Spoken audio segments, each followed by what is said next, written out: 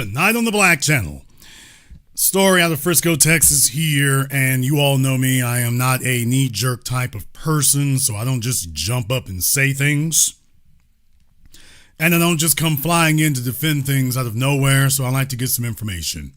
So while I am not going to give a blanket defense of anything because we don't have all the facts or all the information just yet, there are certain facts and information that we do have.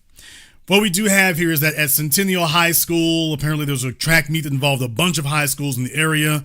And in particular, there was a student, Carmelo Anthony, 17 years old, goes to Centennial High, and got into an altercation with a couple of twins, Justin Metcalf and his brother.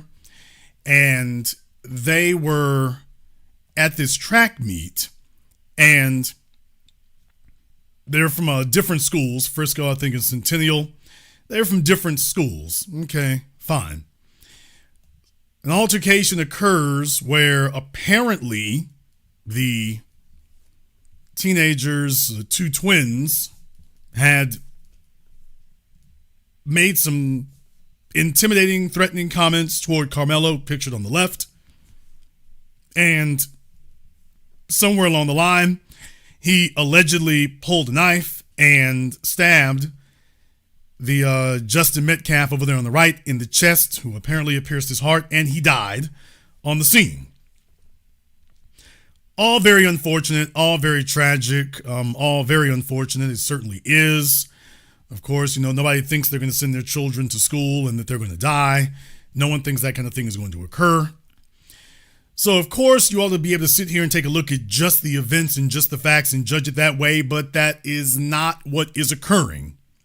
Interestingly enough, with all the things going on around America right now of such incredible importance, what we've noticed is that the white supremacist media, white supremacist YouTubers like The Quartering, Matt Walsh and others, Megyn Kelly, the white supremacists have seized on this particular incident. And when you see so many of them swarming on a specific incident that is otherwise not especially notable, that tells you that they see this as propaganda. That they feel that there's something about this that puts white supremacy under attack.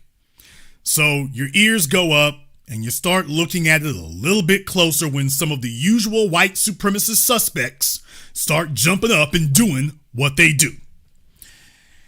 Now, I can play many things here. What we're going to do is we're going to go to Megyn Kelly here.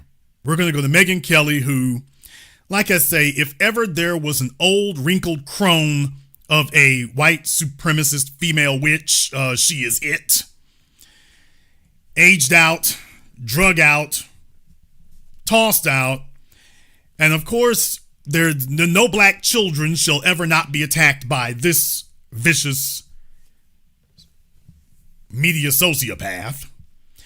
And by the way, not having any facts now, she jumps in and starts commenting with no information, except she got all the information that she needed, which she really exposed herself. The white supremacists didn't have any information. So how is it that they're going ahead and making all these accusations when the police haven't released all the information? Hell, they haven't released what they should have released. So why is it they're all speaking out so quickly? Well, there's only one fact that they do know. And that's the fact that she's going to speak about here when she starts talking. The victim who died was 17-year-old Austin Metcalf. He was a student attending Frisco's Memorial High School. His twin brother, Hunter, was there as well. He went to sit down and found another student in his seat from the sound of it and said, "That's my seat," or something to that effect. And that other student reportedly turned around and stabbed him in the heart. Now, this is absolutely not what happened. She is not just leaving things out, but she is changing up exactly what occurred. So she is, of course, a vicious liar because she wants to go ahead and get the lie out there first, and then you have to go research the truth. And just like with Daniel Penny, they'll just keep repeating the lie again. Like Donald Trump, they'll just keep saying it because, remember, white supremacy can't stand on its own. As soon as you see it, everyone rejects it. So, of course, she immediately resorts to an outrageous lie and just says, he said, hey, can you get out of my seat? And he just gets stabbed. You just notice. So, in other words, what she's saying is the crazy nigga accusation. 17-year-old, 3.7 GPA, black honor roll student. And, hey, can you get out of my... Hey, sir, I am just a good Christian Mormon missionary from the love of Jesus Christ. Might I have my seat? Ah! According to her, that's what occurred. So, of course, obviously, what makes them despicable scum is things like this. If you're going to talk about the event, then just relay what happened of the event. Oh, if you relay what happened of the event, you can't turn this into a white supremacist propaganda. So she's using the dead body of this teenager to promote white supremacy. Despicable, shameless, reprehensible. This kid who got killed was 17. He had a 4.0. He was a football star. Sorry. And the kid that he attacked got pretty much the same GPA. Does she mention that? All hands up if you think she was going to mention that or not. And also, this was a track meet. Let me remind you one more time, this was a track meet. As you can see, well, you can't see here, these trophies he has here are for football. So Justin, over here on the right, well, he's a football player, not a track runner. He's a football player. And yet he was at this track event. So once again, notice Megan is not pointing any of this out to put it in its proper context. Hey, this football player and his football brother were at a track event.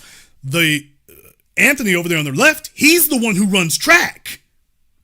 So these two football players ran up on a track runner at a track meet. And Megyn Kelly isn't saying any of this to you. Of course she's a white supremacist scum. Of course she is. We've told you this for years. Of course she is. When Roland Martin was trying to defend her. Of course she is. We have remained completely consistent about this. And the longer she goes, the more consistent she is. he was dead, it seems, very soon thereafter. His twin brother held him as he died and was barely able to speak about it. And the father, who seems like an extraordinary man, Michael, comes out and speaks to the cameras about what happened to his son. Here's a bit of Austin's dad. Take a listen. This happened Wednesday. They have a suspect in custody, identified by police as Carmelo Anthony, a 17-year-old student at Frisco Centennial High School. He was taken into custody on a murder charge. His bond has not yet been set. She didn't say anything about his GPA. She didn't say anything about his academic achievement. She didn't say anything about the fact that he was in line for scholarships. She didn't say any of that. She skipped right over it. Do you realize what a monstrous subhuman animal you have to be a white supremacist, to be Megyn Kelly? You have to understand that. There's very little daylight between the Adolf Hitlers and the Megyn Kellys. They are flagrant animalistic beasts. They attack children. They target children. This is what they do. This is what they've always done. They are beyond humanity. They are beyond civilized behavior. They are beyond anything that we would even remotely describe as human. And by beyond it, I mean beneath it. These are the subhuman animalistic scum that walk among us, which is why white supremacy has been, and will always be the greatest threat to mankind, much less civilized man. And this is why they'll pay them millions of dollars to make sure that white supremacy is well funded. This guy, Anthony, played football for the school Centennial and indicated on social media pages that he had been offered scholarships to play football for several smaller schools. This is just incredible. So he had some sort of hope in front of him, the suspect, Carmelo Anthony, that he played football, and that on social media, at least, he was claiming that he'd been offered scholarships to play football for several smaller schools.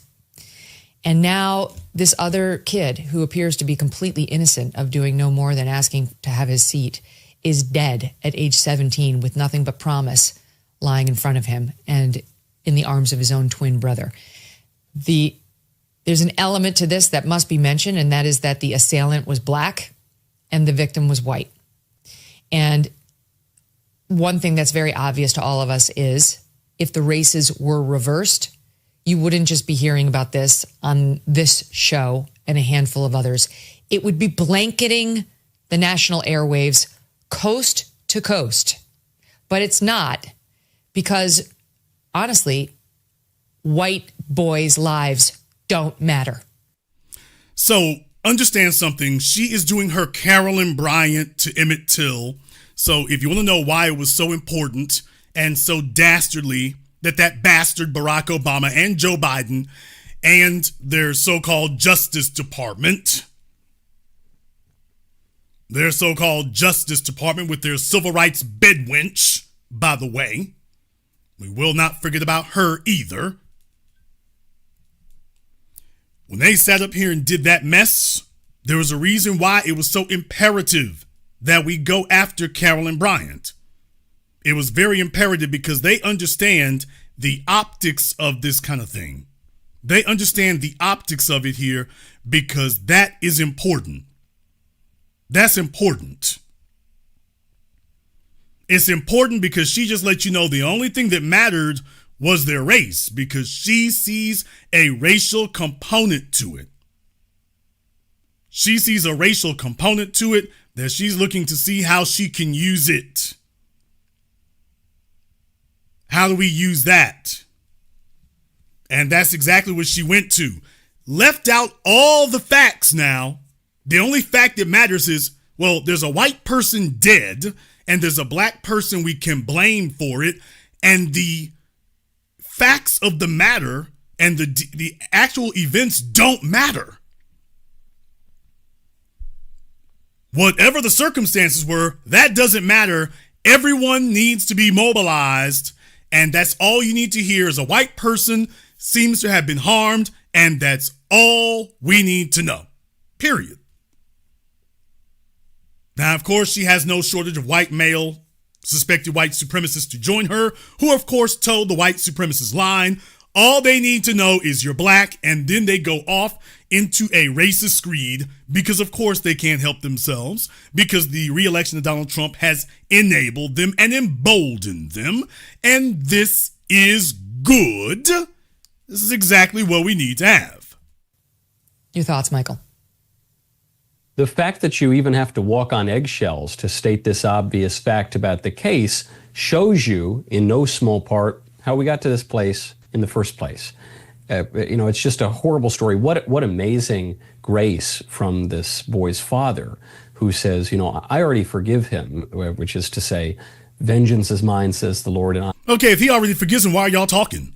You should have just moved on. Like when black folk get harmed by police and everybody else, oh, well, if they forgive, it's time to move on. The media here isn't giving the forgive time to move on. They're saying, wait a minute now, it don't matter what you forgive. Hang them high. And by the way, that's exactly what this guy here, Megyn Kelly, sure does know how to find vicious white supremacists and suspected white supremacists to join her to target black children, because wait till you hear what he says here in just a moment. I will repay, their foot shall slide in due time.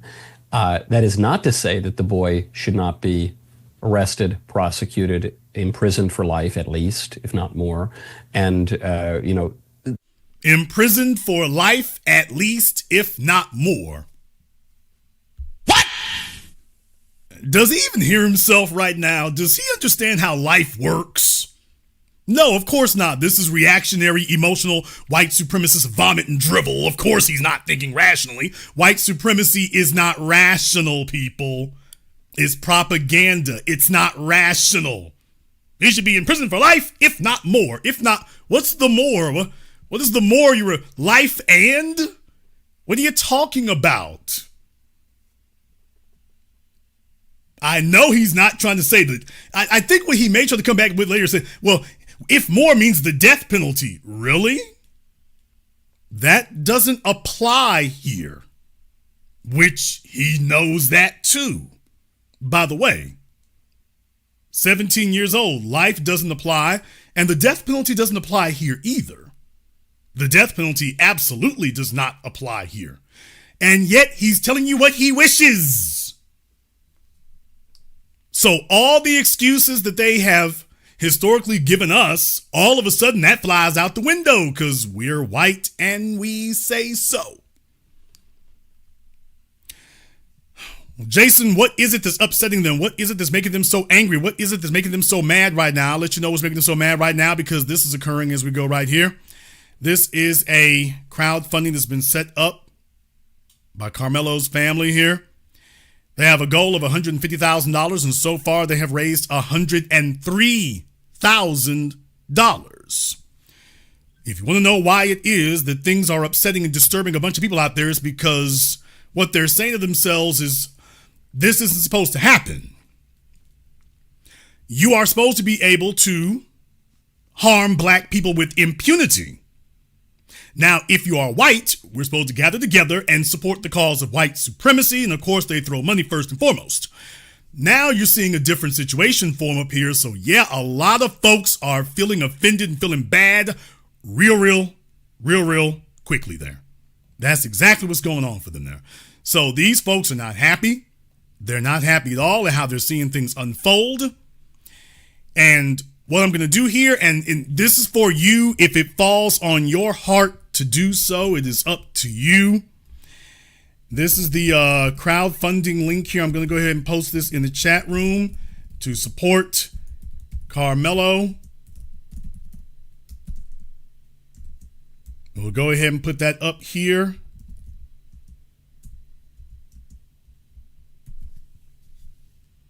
There that is in the chat room. If you are so inclined to want to click on the link there, you definitely can go ahead and do that.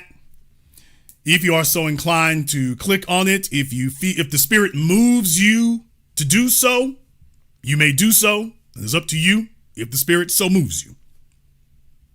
So, just be aware that that is out there. Just be aware that that is out there, and it has a lot of these white supremacists and suspected white supremacists mad as hell. They are mad. They are furious. The police, if I would dare to call them a police department, of course, in Texas, the home of the barrel roll cop and other atrocities throughout history. They're in Frisco, Texas, and let me make things clear for you all out there who don't know or don't understand. Let me give you a little bit of a historical context here. I want to make sure you have a bit of a historical context so that you can understand exactly what it is that offends them so badly about this. What is it that offends them so badly when you see this kind of thing occur, or when you hear about this? Why does this bother them so much? Why? And what you need to know, and I should know, I was there 30 years ago. You know, you had Ron Kirk. He was the mayor of Dallas. And a lot was moving for black folk back then, really making roots. If you were from Louisiana, Dallas was the place to go when you graduated from high school. So a lot was going on in Dallas proper. But also, this was when you saw the rise of the Dallas Metroplex, when you really saw the Dallas Metroplex take off. So this is about the time that they did the Cowboys Stadium, which at the time, if you all remember, it was the most expensive sports arena ever built when they did that back in the 90s for the Dallas Cowboys. So a lot was popping in that area. A lot was going on. I need you to understand what was going on. That was the last time that you could refer to Dallas as a second tier city. It was a superpower unto itself. Once we get to the 90s, Dallas, it's the rise of Dallas. But it's not just the rise of Dallas, it's the rise of the Dallas Metroplex, because remember, Dallas Cowboys Stadium is not in Dallas, Texas. It's not in Dallas proper. It's in Irving, Texas. It is not in Dallas proper. So neither is DFW. Dallas Fort Worth International Airport is not in Dallas, Texas either. but they call it the Dallas Metroplex. So when you take a look at those things, the Amazon Fulfillment Center, there's a lot of things that are called Dallas, Arlington. Thank you all for correcting that, Arlington. Got my folks there correcting that, Arlington. There's a lot of folks who they hear Dallas and don't understand it. Everybody just calls themselves Dallas. It's kind of like in Florida with Orlando. Everything around Orlando, you can put on your postcards and stuff, Orlando, and it'll still get to the right address, even though they're not actually in the city of Orlando.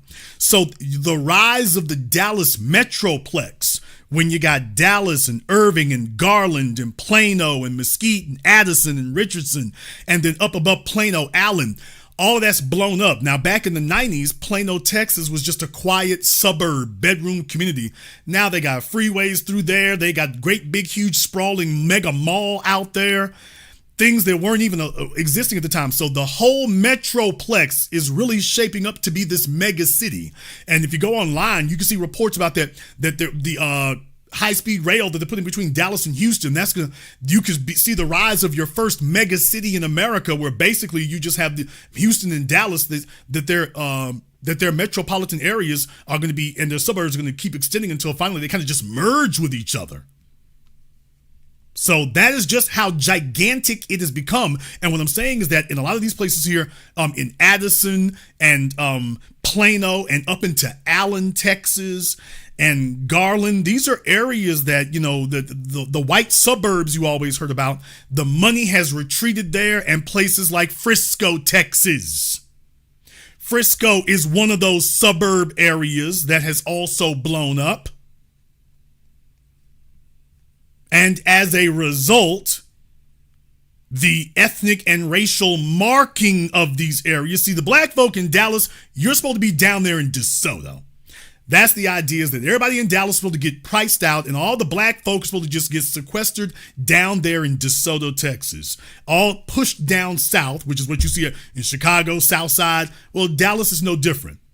All the black folks supposed to get pushed down into DeSoto, Texas. You can go take a look at the map of the Dallas Metroplex, and you can see where DeSoto is. And that's where black folks will get pushed down into DeSoto. And that's where you're supposed to be shoved off. You're supposed to be down there.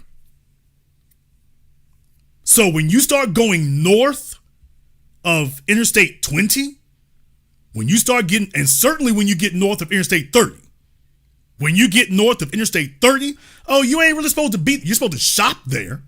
You can shop there, you can spend money there, but you ain't really supposed to live there. Not really.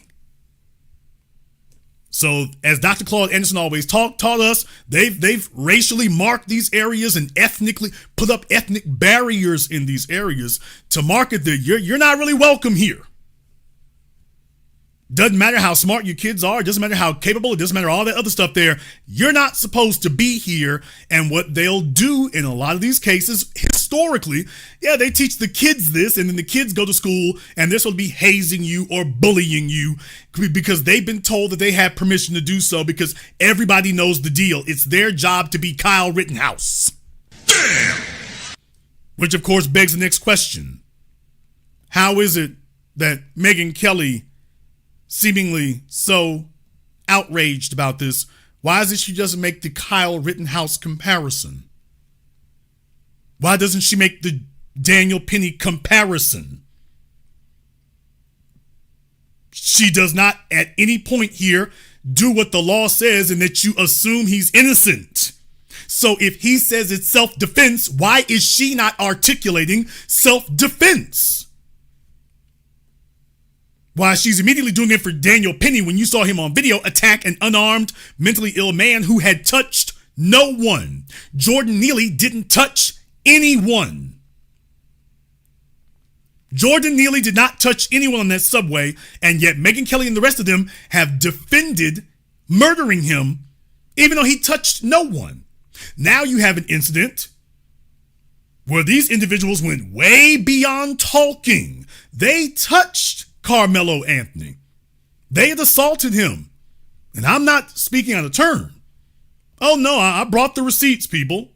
And if I have this and I know this, then Megyn Kelly knows this too. and her so-called guests know this too. So why are they not simply saying what I'm saying here now? What I want to do here, I want to go to an article that's been put out here, and this is from Fox 4. Frisco track meet stabbing. Police warn against misinformation online. I wonder what that would be. Frisco PD is urging people to be on the lookout for false information. Police say misinformation is being spread online about the deadly stabbing of the Frisco track meet earlier this week. Frisco police say that the only official releases from verified accounts should be trusted. And then it says here, misinformation, what they're saying. Frisco police have released multiple statements trying to combat misinformation in this case. Quote, yesterday evening, a fictitious account was created using my name, perpetuating misinformation, wrote Frisco Police Chief David Shulson. Keep this guy in mind because, suspected white supremacist all over him. We'll come back to it. Shulson says they are investigating who made the account. The chief says it is a criminal offense and a third-degree felony. Isn't that interesting? Well, then you should have a lot more felonies out there, shouldn't you, sir? On Friday night, the Frisco Police Department also addressed an image on social media claiming to be a report from the Collin County Medical Examiner's Office. Quote, at this time, the report has not been released. Therefore, any information currently found online is false. Frisco police say that only official releases from verified accounts should be trusted. They are urging people not to spread any unconfirmed information. Meanwhile, they do not want to disseminate any information. Folks, if what you're doing is above board, why are you not giving out information? By the way, keep this image in mind that you see on your screen right here that has the tent and then the blue tarp covering the body. We're going to show a different angle that will put this in a different context for you. He says, quote, based on my 23 years of serving Frisco, I wonder which parts of Frisco he means. I am confident in the city's ability to respond to this tragedy with compassion and empathy. Together, we must all demonstrate mutual respect for one another. The Metcalf family, that's the white kid, according to Megyn Kelly, has made clear through their statements during this difficult week that they will lean on their faith to guide them. I encourage our community to do the same.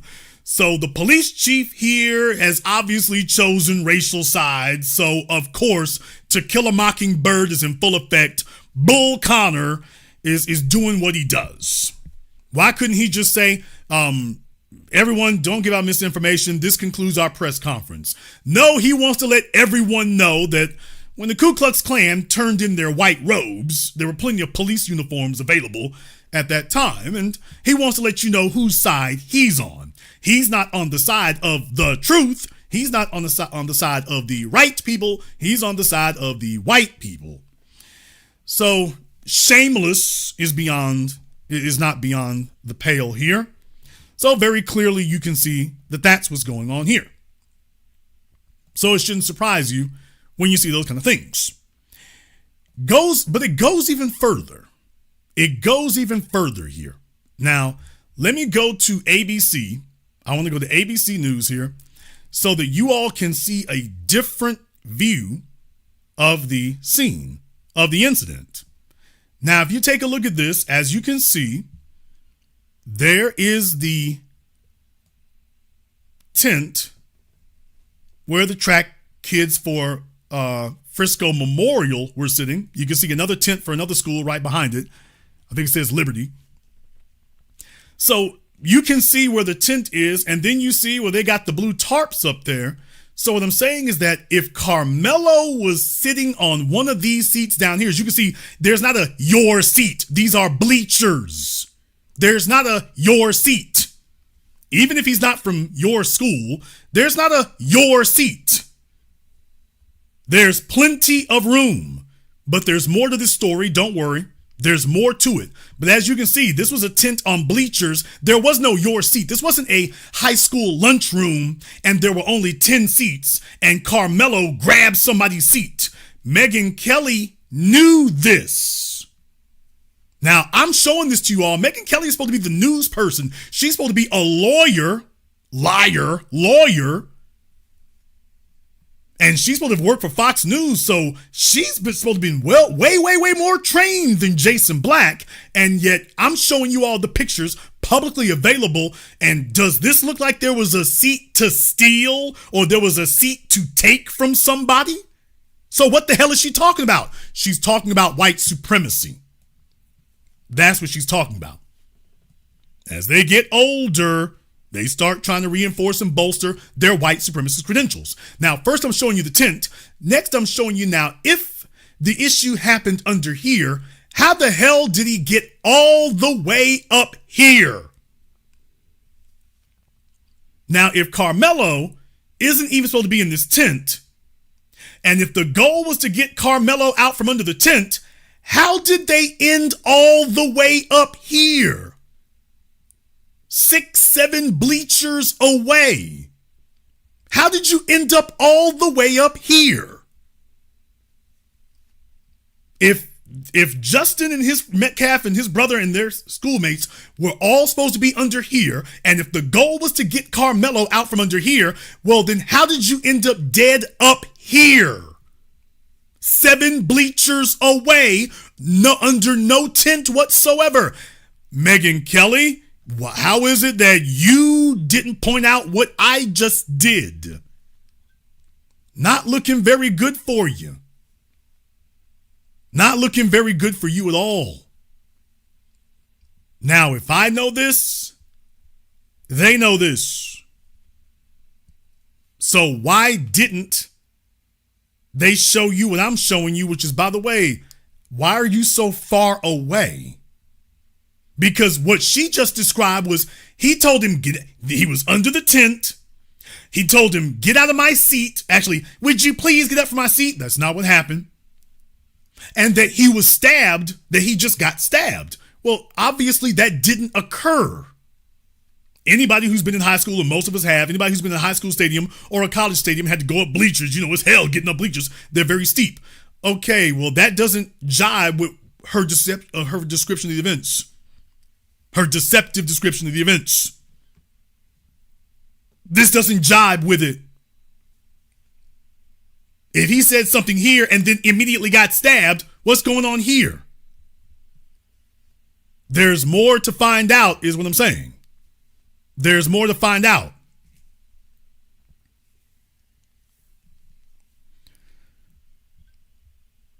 Like to go a little bit further here. And like I say, one more thing.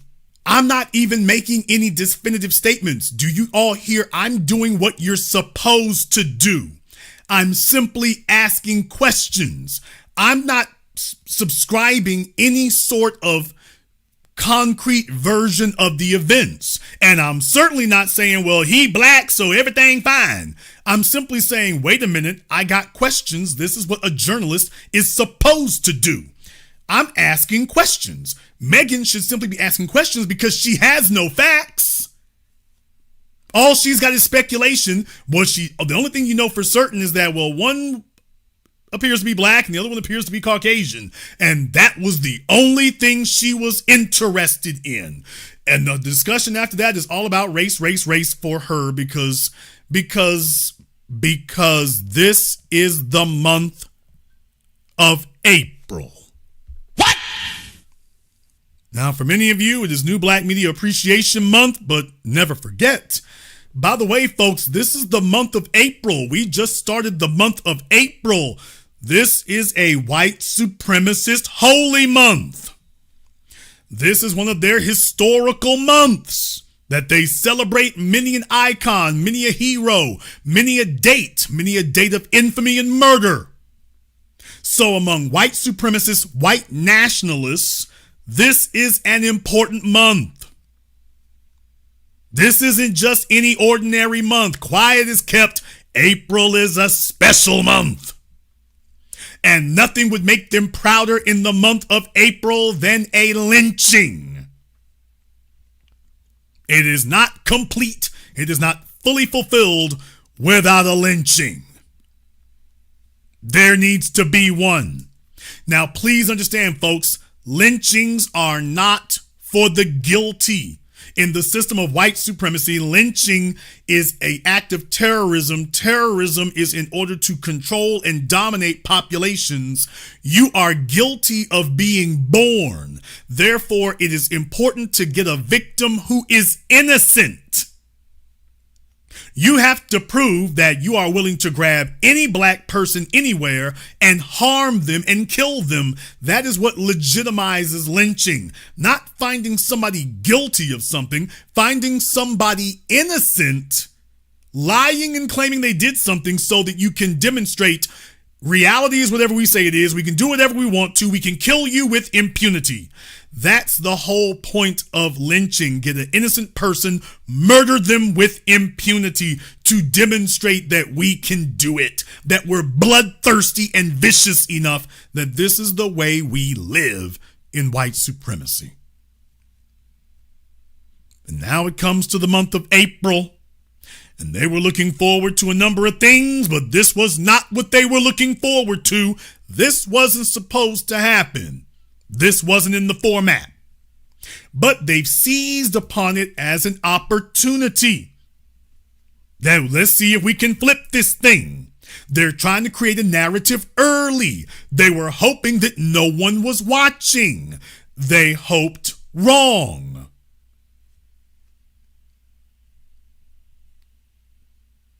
They hoped wrong. And I would be remiss if I did not remind you that the bedwench whores such as Kristen Clark, who served as the chief bootlick and bedwench of lack of civil rights under Joe Biden's Injustice Department, sat up here and let Carolyn Bryant off the hook for the murder of Emmett Till. Understand, white supremacy understands the power of optics. It understands the power of images. I need you all to understand something. In marketing, in advertising, in psychology, one of the things that you have to remember is that images are more powerful than words. You can talk to somebody and they'll remember it for a minute. They will remember an image for the rest of their lives. So imagery is powerful. There's a reason that immediately after Donald Trump got a bullet sliced through his ear, when they tried to shoot him dead, they immediately started disseminating an image. All of us saw them on right-wing media, Fox News, all the white supremacists everywhere. The first thing they started doing was disseminating the image of him with his fist in the air and blood running down his face. They realized the power of imagery, and they've been doing this forever. This goes back way before Joseph Goebbels, people. This goes back way before Joseph Goebbels, and maybe one day I'll do a program just dissecting that even further. This goes way before Joseph Goebbels. Please understand something. Words are poetry. Pictures are art. What? Words are poetry, but pictures is art. A picture is a piece of art. So you can describe something to someone, you can say it in flowery words, but it would be like trying to describe the color blue to a blind person. Some things you have to see in order to get the full impact and impression of it. So when you have an image, that changes things. Rosa Parks on the bus was an image. Muhammad Ali over Sonny Liston was an image. Malcolm X by the window with the gun was an image. MLK at the March on Washington was an image. All of that was very important. Images matter more than words. So if you had shown the imagery of, after all these decades, Carolyn Bryant being wheeled out of the nursing home, off to the courthouse to serve time, to be prosecuted for the murder of Emmett Till, that would have been an Armageddon psychological event in America. The optics that this is what could happen. Negroes ain't supposed to be powerful enough to cause something like that to occur. If you kill a black person, you're supposed to be able to do it with impunity. And if they show the actual images of you being punished, and that we can go back in time and do what Jewish people have done and go grab these killers and march them off to the gallows, well, that would be just devastating to the white supremacist psyche. That would be an annihilistic event to the white supremacist psyche. That image. That can't be allowed to happen. Not that image. So when you show, allegedly, because we don't know what has occurred yet, but when you show allegedly that a white teenager may have died as a result of attacking a black teenager, well, the image of that, no. White kids supposed to be able to do whatever they want to do. Fall out in the grocery store, talk back to their parents, get some guns, shoot them, whatever. They're supposed to be able to do whatever they want to do. And as a black teenager, as a black person, you are supposed to be controlled. If you are attacked, you're supposed to just sit there and hold your head down and hope that you don't die. But you're not supposed to do anything. You're supposed to be controlled. So even if a white person assaults you, that white person is living out their God-given rights and liberty. You have no rights in a system of white supremacy. As a black child, you have no rights. Your job is that if a white person does something to you, you just hope they don't mess you up too bad. That's the most you can hope for. And if you die, oh well, you were in the wrong place at the wrong time. But they, as a white person, no matter their age, were living out their rights and privileges in a system of white supremacy. And your job is to just hope that today your number don't come up. But if it does, you serve your purpose in feeding the white supremacist machine. This is the mentality of the white supremacist animals like Megyn Kelly and her ilk. This is them. This is them. Now, in case you think I'm being hyperbolic and going too far and not saying enough or whatever, I'd like to go a little bit further into this. Because I think it's important for you to see exactly what occurred here, since you're not going to get any of these other folk to tell it to you like this. In the Daily Mail, they have an article that they did there. I'd like to go ahead and show that to you. Now, way down in the article, they got it buried. Way down in the article now, they got it buried. What you see on your screen here. Witnesses claim to have seen an argument between Metcalf and Anthony. Now, this is Justin Metcalf over here on the left, and this is his twin brother, I believe, over here on the right. We got that correctly there. Austin's twin brother. Yeah. So I believe that this is Justin over here on the left, and this is his brother Hunter over there on the right. Witnesses claim to have seen an argument between Metcalf and Anthony, a Centennial High School student. As described in the police report, still looking to get that, by the way, Metcalf told Anthony to move out from Memorial's pop-up tent that had been used during a downpour. What? Oh! Hey, Megan the Bigot Kelly, Megan Ku Klux Kelly. Hey, Megan Ku Klux Kelly, why did you not include that part? Hey, to Megan Ku Klux Kelly, why didn't you say that part? Because, well, that puts things in a different light. Because for anybody asking, well, why was Anthony over here if this wasn't even his team's tent? You don't know if he knew somebody. You don't have any of those details. But by the way, they're saying that there was a downpour. So they're saying here, as described in the police report, if Megyn Kelly saw the police report, then this lying white supremacist harpy saw that the police report said, well, they were under the tent because there was a downpour. Now, how bad was it raining at the time? We don't know, but we do know that that's in the police report, that they felt that the events were significant enough that, okay, they were under there because it was raining. Well, that changes things. You know, having these little tidbits, well, that alters everything, because all Megan told you was black kid kills white kid because polite white kid says, move from here. But here's the thing. Witnesses claim to have seen an argument between Metcalf and Anthony. And that's what they said. Anthony allegedly reached into his gym bag and told Metcalf, touch me and we'll see what happens. Now, obviously, you're missing something in here. Obviously, something else happened before.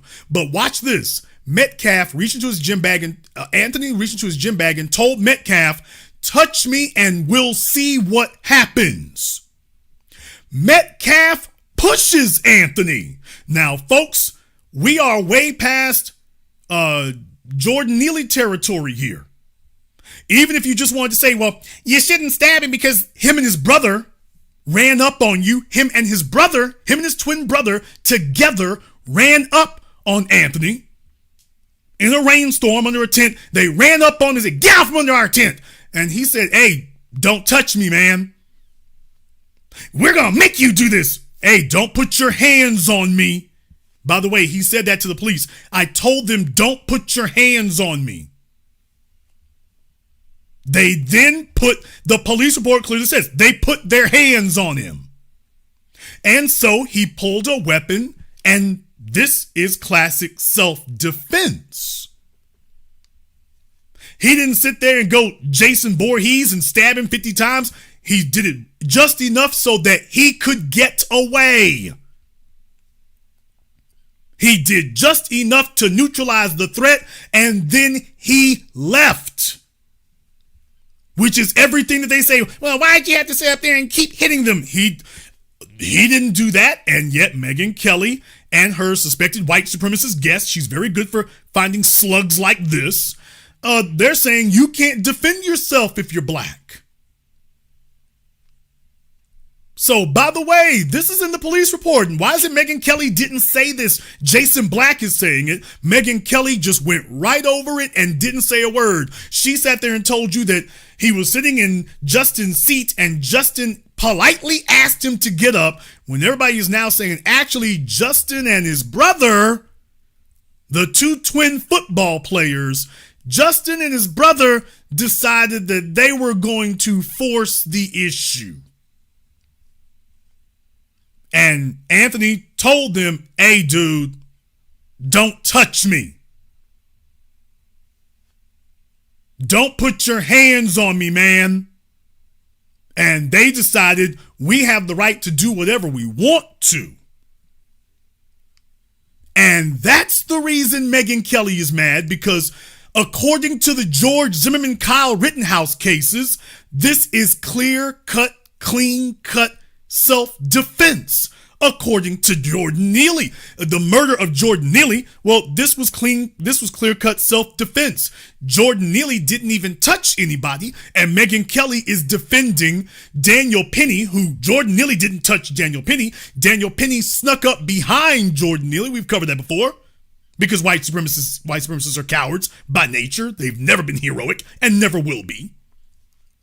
So Daniel Penny was defending himself by sneaking up behind Jordan Neely, who had touched no one, and strangles him to death. And yet Anthony Carmelo is not defending himself when two fellas sit up here and attack him. When he said, don't touch me, don't put your hands on me, we're going to do whatever we want to. What if we do, then what? Touch me and you'll find out. Well, we're going to press the issue anyway. If Carmelo was someplace he wasn't supposed to be, where was the track coach, people? Damn! These are simple questions. Why didn't they go get their coach? Why didn't they go get an adult? Why didn't they go call someone from their team? Why didn't they get one of the employees of their team, of their school, to go remove Anthony if he wasn't supposed to be there, if he didn't have any right to be there? Why didn't they just go get one of the adults, or why didn't one of the adults say something? I would like to find out more details about why it is an adult didn't say anything. Is it because they're not supposed to? Because Anthony wasn't doing anything wrong? And that somebody decided, oh, well, it's just two of our football players got a little rambunctious letting the Negro know where he ain't supposed to be. Because unless you have some rule that says he's not supposed to be there, why didn't they go get the adults to tell Anthony, hey, go over there where your school is? These are simple questions that Megyn Kelly and her white supremacist flunkies would have asked if they were not white supremacists.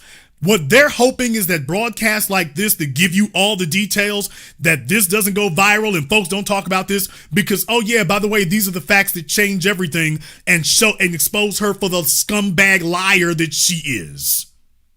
And all the others.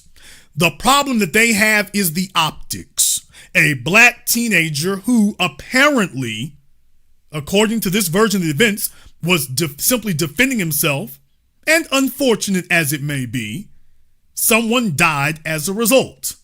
Well, they want to. That's never supposed to happen, period. Now, if it was the other way around, Megyn Kelly would be saying, oh, well, messed around and found out. Who's raising these kids here? They shouldn't do that. If he did, obviously he was scared. He was worried. So recognize when you are dealing with scumbag race warriors and talk about a pathetic crew this is.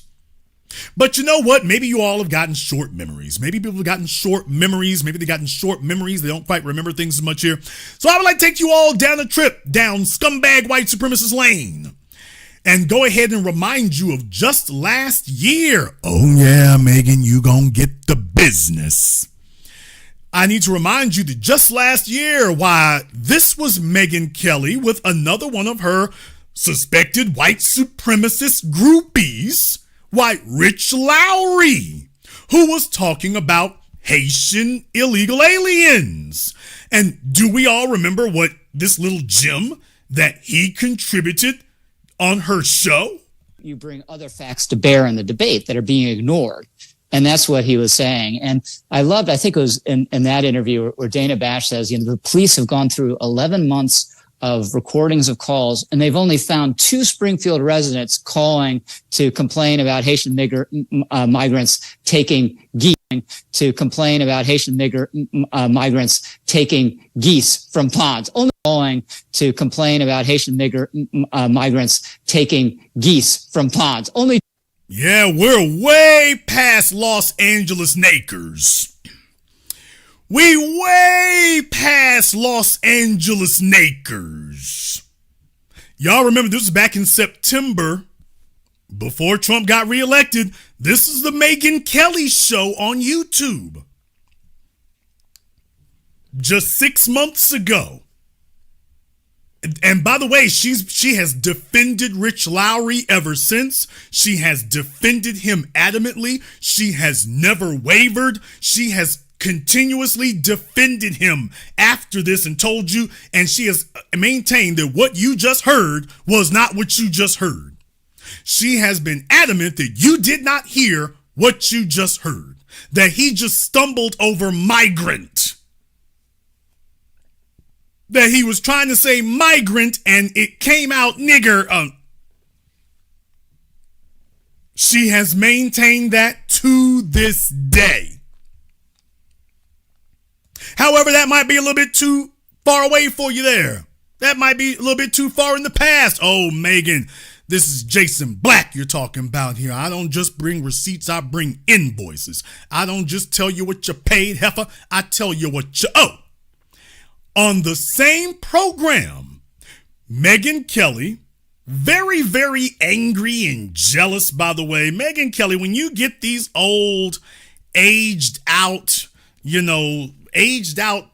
spinsters who, they can't really get the money anymore for having perky breasts and blonde hair. It's just the blonde hair got to come in a bottle and ain't nobody really paying to see you in a negligee or anything like that. You can't get that negligee money at Fox News from the sexual harassers. You can't get that negligee money, that Teddy money no more. Well, Megyn Kelly on the same program that she was sitting up here attacking Carmelo Anthony on for being black, on the same program, she was talking about Ashley St. Clair, who Elon Musk has had yet another bastard kid. Auntie, chill! So this guy here, if I let this continue playing, this clown here, Michael Knowles, talks about, why is it we can't talk about the black community and 70% of the kids are born out of wedlock? I mean, I can let it keep playing if you all want to, but you can go play that. You can see the title of her video there. Oh, okay, you can't see it. Random and tragic stabbing. But you can go to her channel and see the video for yourself. And he said something talking about, why can't we talk about the 70% of black children who are born out of wedlock and how this leads to those things? Well, Elon Musk is making children out of wedlock like a son of a gun. He making children out of wedlock like a son of a gun. We're up to like, what, a baker's dozen? And this Ashley St. Clair, listen to what? Let me make sure I got my clips lined up here properly. Because she sits up here and talks about this woman. Let me go ahead and jump ahead. I got the wrong one queued up there. Listen to what she says about Elon Musk's latest baby mama, since we're talking about bastard kids and single moms and illegitimate children. To a young woman who wants a fabulous New York apartment because she was bragging about how swanky it was to the New York Post. You can do that. You don't have to bang a billionaire and have a love child. By the way, it's her second who she had out of wedlock before she turned 30.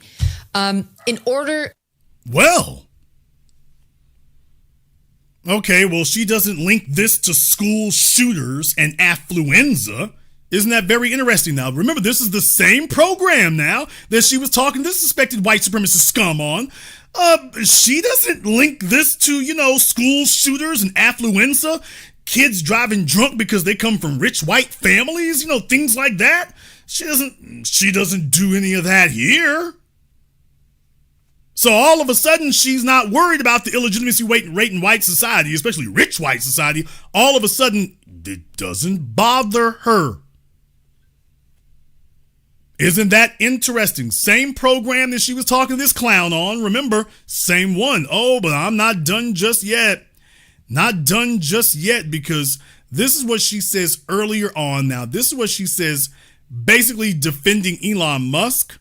But this is what she says earlier on. Now, listen to this. Just in case you all thought that Megyn Kelly was done with her white supremacist ways back in 2024. Oh, hell no. This is the same day she was attacking Carmelo Anthony. I think that's what he's doing. Now, what happens to slowing population?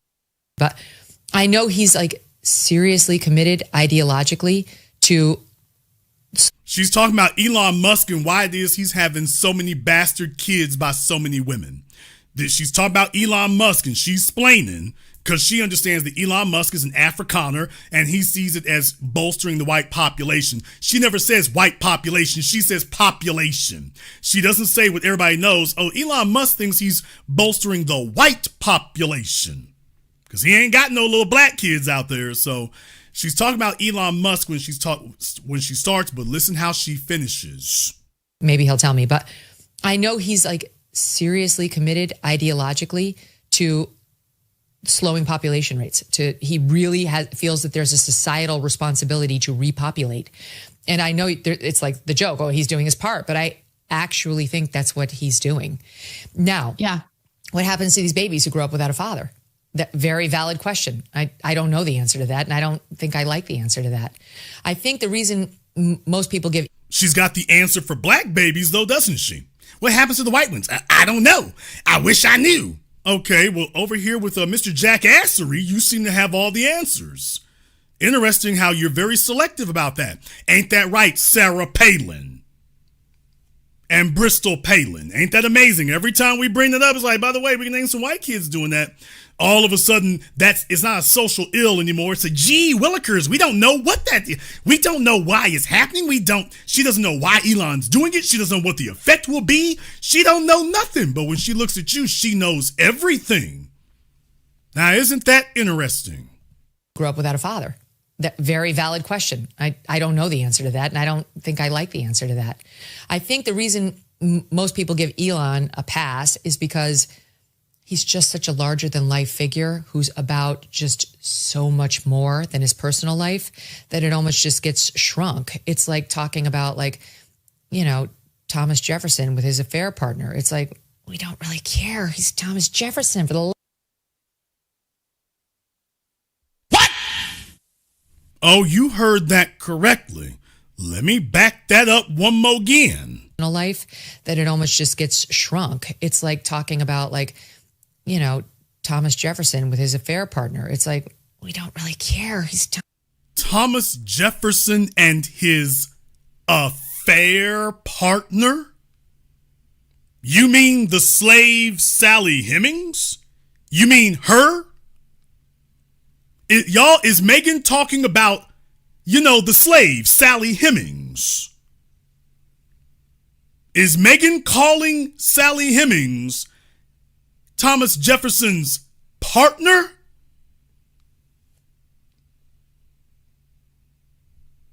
So Sally Hemings was living in a middle-class neighborhood, taking care of the bastard kids, and according to Megyn Kelly. Please understand, these are, and by the way, Anna Kasparian did not say a word about that. Damn! Hey, Chank Uger, you need to come pull your broad. Hey, Chank, Janky Chank, why don't you come pull your broad? Anna sat there and heard that and didn't say a word, didn't lift a finger. Now, everyone knows the history of Thomas Jefferson and Sally Hemings, which is why they're fighting so viciously to try to attempt to sanitize the American history books in Florida, Tennessee, Texas, and other places, so that they don't teach you who Sally Hemings even was. They try to tell you that's some conspiracy theory online. It's an absolute fact. We have the genetics. Thomas Jefferson's black heirs and black descendants. Hell, I think one of them just put out a picture posing as Thomas Jefferson. So, yeah, we've already proven beyond the shadow of a doubt. Yeah, he did it. He sure did. He sure did. And Anna is sitting right there, lockstep with white supremacy there. Didn't say a word to say, wait a minute, Megan, you're going a little too far there, ma'am. A slave cannot consent to anything. But understand, I will give Megyn Kelly this. As the white supremacist demonic monster that she is, she's being consistent. That her gripe is that you as a black person, you have no rights. Megyn Kelly's only gripe here and axe to grind is, how dare you as a black person, you have no rights. You don't have the right to earn. You don't have the right to prosper. You don't have the right to eat. You don't have the right not to be raped. You don't have the right not to be killed if a white person decides you don't. You only have the rights that are extended to you by whatever random white person is standing in front of you, and your rights, including the right to live, are immediately revoked if any random white person decides that you should surrender them. So, of course, Sally Hemings has no rights. If we want to reclassify you from a slave being raped to, you were one of Thomas Jefferson, well, you can't call her a mistress because there were too many white men who actually had real mistresses. Damn! So you can't say that Sally Hemings is a mistress because there's nothing in the manner in which she was treated that indicates that she was a mistress. So you can't call her that, so they've come up with a new term because white supremacy says reality is whatever we say this day. 2 + 2 = 9, damn it. So now his affair partner. People, why didn't she say mistress? Because she can't say mistress because Sally Hemings was not a mistress. Well, if she was a mistress, what was she? Why is it that you're not saying that she was a mistress? Because she didn't have a choice. And that is what determines everything. You can't be a concubine unless you choose it. And you can't have choices when you have no rights. If Thomas Jefferson was able to come up to her on any random evening and tell her, look here, the wife gone, she ain't got the good like you got, in the words of John Henry Clark, drop it off. She can't say no. Sally Hemings and none of the other black women that Thomas Jefferson and the rest of those bestial slave masters were ramaging on, none of those women had the right to say no. I don't like your old stinky ass with your rotted teeth. None of them had the right to say no. Therefore, they're not mistresses. They're not concubines. They ain't jump-offs. They're not anything but slaves. And Megyn Kelly is a lawyer, which is why she's using tricky language. Do you realize the level of skullduggery and devilment you have to be? How big of a demon you have to be doing what she's doing right there? And with Anna sitting right there with her. So I want to take this as a moment to remind you, take a look on your screen. On the left, ironically enough, you have the so-called right-wing white female. And on the right, you have the so-called left-wing white female. And in reality, they are both twin wings on the same bird of white supremacy. When it comes to your black ass, they are both on the same side. They're not on the left side or the right side. They're on the white side, and they're all teamed up against you. And deal with it. Now, isn't that interesting? When you get them together, you ain't got a friend in the room. They're both on the same side, defending, attacking you. You have no rights. Both of them. You think snuggling up with the so-called liberal white female is going to defend you? Well, don't worry. She'll look out for me. She's one of our white allies. Chank needs to come check his broad. You need to come check your broad. Chank is looking janky over here, dude. It's looking janky. She needs to give an account of herself. What's she going to say? That she doesn't know about Sally Hemings? That she doesn't know who Sally Hemings was? Take a look at it. She knows exactly who it is. And what she's letting you know is, hey, we going in on your black asses. Trump is giving her the cover to finally be what she's always wanted to be. And she's like, damn it, the race war is on. The race war is on. And that she and the so-called right-wingers are on the same side of the issue. The side against us. Now, it used to be that they used to be able to get away with these things. It used to be that they ran the yard and ran the roost. It used to be that they had real solid foundation up under them. But it's not that way anymore. Ben Shapiro was talking to Malcolm Gladwell about the murder of George Floyd. Malcolm Gladwell was basically capitulating on every damn thing, which is once again why it is that only we should be speaking up for us. Understand something. Ben Shapiro is never going to have a competent person from the new black media to speak to, because he watched what happened to Richard Spencer. He watched what happened to Jared Taylor. When I spoke to them, decapitation. He's not going to allow that.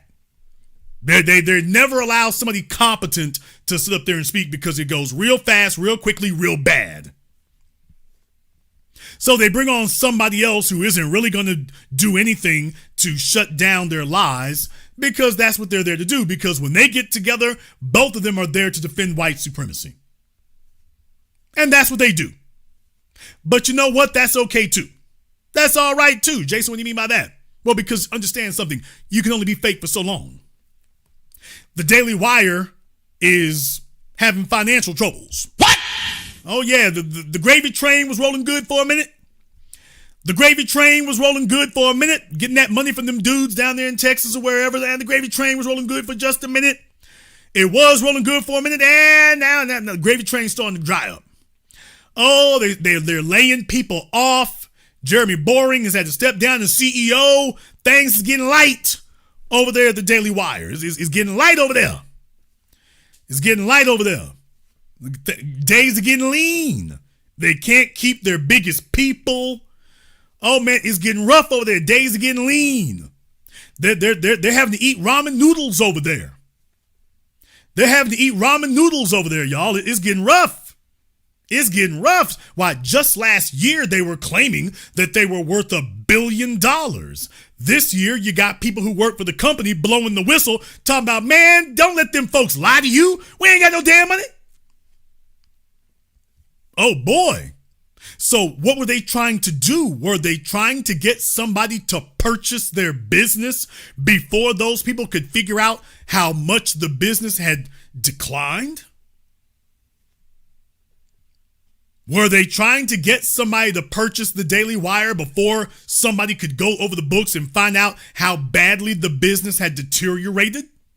Because if you listen to them, you would think that Matt Walsh's whack-ass little documentary films, why, you would have thought that they were cashing in money hand over fist. That's what you would have thought. And the way that YouTube boosts them in the algorithm, and for those of you who missed our program last night about the hypocritical black Democrats on the tariffs, folks, there's folk all over the damn place paying money to YouTube to boost their channels in the algorithm. And I ain't talking about they pay $100 here and $100 there. Folk, I'm talking about they pay $10,000 here, $25,000 over there. They do it on YouTube. They do it on Facebook.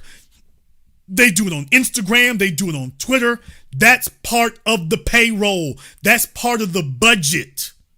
They have whole parts of their budgets dedicated to boosting their channels and paying these companies to boost their channels in the algorithm. Yes. Yes, they do. They got whole channels dedicated to boosting them in the algorithm. Whole parts of their budgets dedicated to that. That's what they have. It's not accidental. Not accidental at all. They do that for a reason. So when you want to know what the real money is for, that's what it's for. That money is there. They got whole budgets dedicated to doing stuff on a level we can't even really talk about. We can't even really talk about it. We don't have that. You got $25,000 a week? How about $25,000 a week to put into the algorithm to boost your channel on YouTube, folks? If you want to know what it was they wanted all that seed money from those rich white men down there for the Daily Wire, that's what it was for. That's what it was for. YouTube, Facebook, Ben Shapiro is hedged around the issue, but the truth is, folks, no, they're not paying hundreds of dollars a day. They're paying thousands of dollars a day, thousands and tens of thousands a week.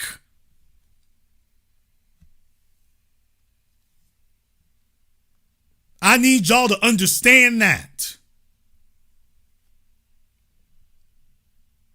Just to boost them in the algorithm. Just to boost them on the channels. And for a little while, life was good. For a little while, life was good. See, we don't have some multimillionaire Negroes to sit up here and throw us $1 million simply to boost us in the algorithm, to promote us, to independently advertise us. I mean, folks, like when we do a crowdfunding, we might get a couple of $100,000. These people here spend that kind of money every year just to boost their YouTube channel, just to boost their Facebook page, just to boost their Twitter page. They spend that kind of money just for that. They got big white money behind them to make sure they're papered up for this. And got you thinking there's something organic about it. Hell no, it's paid for just like everything else.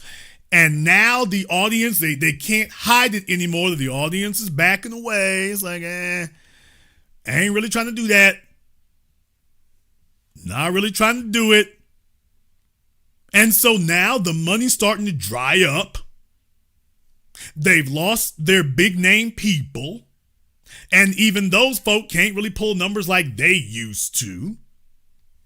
Don't mistake the election of Donald Trump as an endorsement of the Daily Wire and the white supremacist foundation it stands on. That's one of the crazy overreaches that these people are going to make. Megyn Kelly, like so many other people,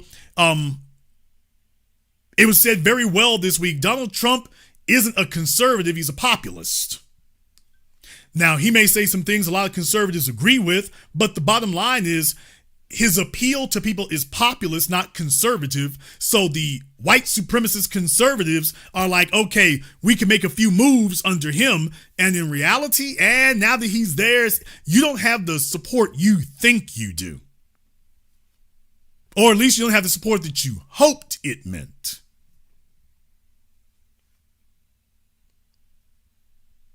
So please understand that in this day and era right now, when things are starting to lighten up for some folks and things are running thin, the real thing starts to come out. You didn't used to have a black media apparatus that could push back in any way against this kind of white supremacist hate mongering. You didn't have anything. They certainly were not articulate or capable. You ended up with folks like the watering hole. What? You ended up with that. A bunch of mumble-mouthed LGBT activists who can't string together a coherent sentence and certainly cannot competently refute these things up here in a clear, concise, cogent manner. So we didn't have that. Roland Martin can't do it. I didn't say he won't do it. I said he can't do it. Never mind the fact that he can't get them big fat ham hock legs into a pair of pants to be able to do so. First of all, he had his lips wrapped around Megyn Kelly's ass. But second of all, he's looking to go work for the corporations that these white folk work for. He's looking to work for them. He's looking to get on with the Democrats. He's looking for a sponsor. I'm not looking for a sponsor. I got mine. I roll with the grassroots. I would rather have the real genuine numbers that I have right here and be connected to the soil than to be kissing everybody's damn ass, have 1 million subscribers, 999,000 of them worthless, and sitting up here kissing the Democrats' ass or whatever white corporation I think I can get on with, and abandoning the black agenda whatsoever. This is all very clear. And understand, another thing, Roland Martin can't talk. That's the other issue. He can't talk because they got his number. Roland Martin, remember, he tried to buck up on Jake Tapper. Jake Tapper pulled his nigga card quick, didn't he? Roland Martin tried to buck up on Jake Tapper, your good white liberals, and Jake Tapper pulled the Fox News on him and yanked out Roland's big fat whole card real quick and said, what about you giving questions to Donna Brazil, getting questions from Donna Brazil? Your journalistic integrity, Roland, when you were getting questions for the debate from Donna Brazil? And Roland backed out. Boy, Roland immediately backed down. Now that it's been revealed that he was getting direct money from Kamala Harris's campaign, he can't say nothing to these people. They let you know that they are watching what happens. You think they don't care what happens on the Chitlin circuit. They got all the damn notes. If Roland ever raises his forked tongue to speak out against them, they already can shut him down with just a sentence and ain't nothing he can say. They're going to say Donna Brazil, Kamala Harris campaign, and at that point, Roland Martin is tucking his little piggly wiggly tail between his big fat legs and waddling home. So they are cool with him being around because he ain't got no power and he can't do anything. And if he ever bucks up on them, they know exactly how to shut him down, and they know he has no black support. Over here on our side, it's different. I ain't looking for a job with these people. I'm not looking for a partnership. I don't give a damn about a cocktail circuit. We run up on politicians with the business, and I have never been accused of backing down on a damn thing, and it ain't gonna change. This is what happens when I'm cool among the soldiers. I'm cool down here in the trenches. I'm cool with my people. I'm cool in the soil. I ain't looking for a promotion or elevation nowhere else. If I get too far away from the people, it's all gone downhill anyway. I'm good right where I am. They ain't got nothing to offer me. They can't buy me off because they ain't got nothing I want and they've got nothing to offer me. Well, Jason, we'll give you a big studio, we'll give you a big house, man, we'll take care of all this over here. Roland Martin, he would just be sitting there squeaking like a pig. Oh, that's good. I can finally move out of this VW bug. My ship done coming in. When they come over here, they understand it ain't gonna be none of that. None of that. So the conversation hits radically different. And you get the news, information, analysis here that you'll receive absolutely nowhere else. So this worries them. Presidential campaigns are worried about what we say over here. I showed you all last night, Kamala Harris's campaign, her friends and allies were throwing tens of millions at these phony ass YouTubers and TikTokers with 1 million subscribers who couldn't move the needle a micron. They couldn't move the needle 1 micrometer. Couldn't make it budge. But they were talking about the new black media and the black channel and how we're going to refute, cut the check, and voting for the couch. What we going to do about that? Because that's got traction. And we can prove it's got traction because none other than Van Jones, fresh off that $100 million from Jeff Bezos, sat there and said the Democrats didn't lose to Donald Trump. The Democrats lost to the couch. And deal with it, nigga. Now, that ain't Jason Black saying it. That's Van Jones saying it on CNN. We don't have to have 1 million people move. You gonna lose this election by 50, 60,000 votes. We can make that happen. So just understand what you're seeing right now. Just understand what you're seeing. Now, I am not sure what the events are. I'm not vouching for anything one way or the other, but what I am not going to do is allow people to sit up here, transform this into a racial issue when that is not the case. No one has presented a scintilla of information to show it's not the case. That is the case. Well, what's the difference with this, with Rittenhouse and Zimmerman? First of all, they didn't arrest any of those people. Now, that's the first thing. Daniel Penny was walking the streets for days. What, a couple of weeks before he was arrested. Finally arrested. George Zimmerman, same thing. Kyle Rittenhouse, same thing. They were walking the streets. It took public outcry to get them arrested. Carmelo Anthony says he was engaging in self-defense, and the police said, little nigga, get in this car. We don't want to hit none of that garbage. So the system went straight to work in a way in which it never does when a black person is killed by a white assailant. That's the difference. There's no need for a public outcry because the accused has already been arrested. That's the reason Meghan the Bigot Kelly, the reason that there's no outcry is because they've already arrested him. He's being held on $1 million bond. $1 million. When there's a very credible case of self-defense argument and they're holding him for $1 million. Now, that's not the Kyle Rittenhouse, Daniel Penny, George Zimmerman, Derek Chauvin treatment. You had to argue and stomp and hit the streets and every damn thing else to get them arrested. Justin Metcalf's whiteness got Anthony Carmelo arrested with no regard for self-defense or the facts. None. Not a scintilla of it. Not one scintilla. That's not accidental when that kind of thing occurs. That's what we've been saying the whole time. That's not accidental. When you see things like that happening over and over again, no, it should be just as easy to get them arrested. Shouldn't it be? We don't ever get that treatment. Now, I want to show you all one more thing, just in case you thought I was done here. I almost missed this. I don't want to leave this untouched on.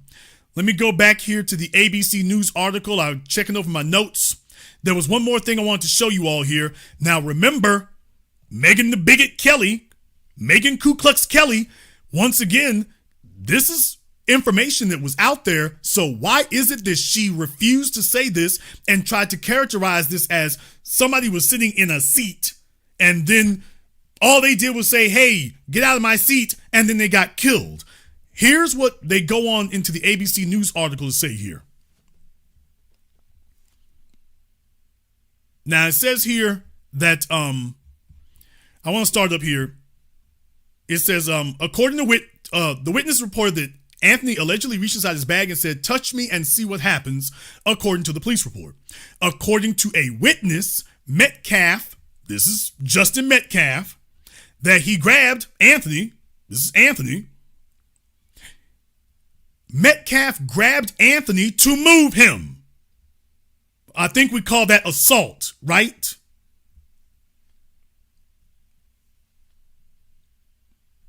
And Anthony allegedly pulled out what the witness described as a black knife and stabbed Justin once in the chest and then ran away, the arrest report stated.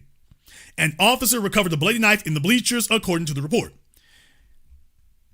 Now, this next part, his twin brother, Hunter Metcalf, was also at the meet and spoke to officers at the scene. He said that after his brother told Anthony he had to leave the tent because he didn't go to memorial, the two, quote, went back and forth, and then Austin stood up and pushed the male to get him out of the tent, according to the arrest report. Quote, I tried to whip around as fast as I could, but I didn't see the stab, Hunter Metcalf told Dallas ABC affiliate WFAA. Quote, it was really senseless. I don't know why a person would do that to someone just over that little argument. Excuse me, son, you just sat here and said that your brother, Austin, grabbed Anthony and pushed Anthony. He grabbed him, he threatened him, he pushed him. After he said, don't put your hands on me. So obviously he kept threatening to do it. That's not an argument. According to Kyle Rittenhouse and the white supremacists like Megyn Kelly, she was defending Kyle Rittenhouse for gunning down 3 people for the exact same thing. Now, all of a sudden, she doesn't argue, all you people who criticize Kyle Rittenhouse, just understand the same thing just happened in Frisco, Texas. So if you do that kind of thing, this is what happens. While she's saying now that was wrong.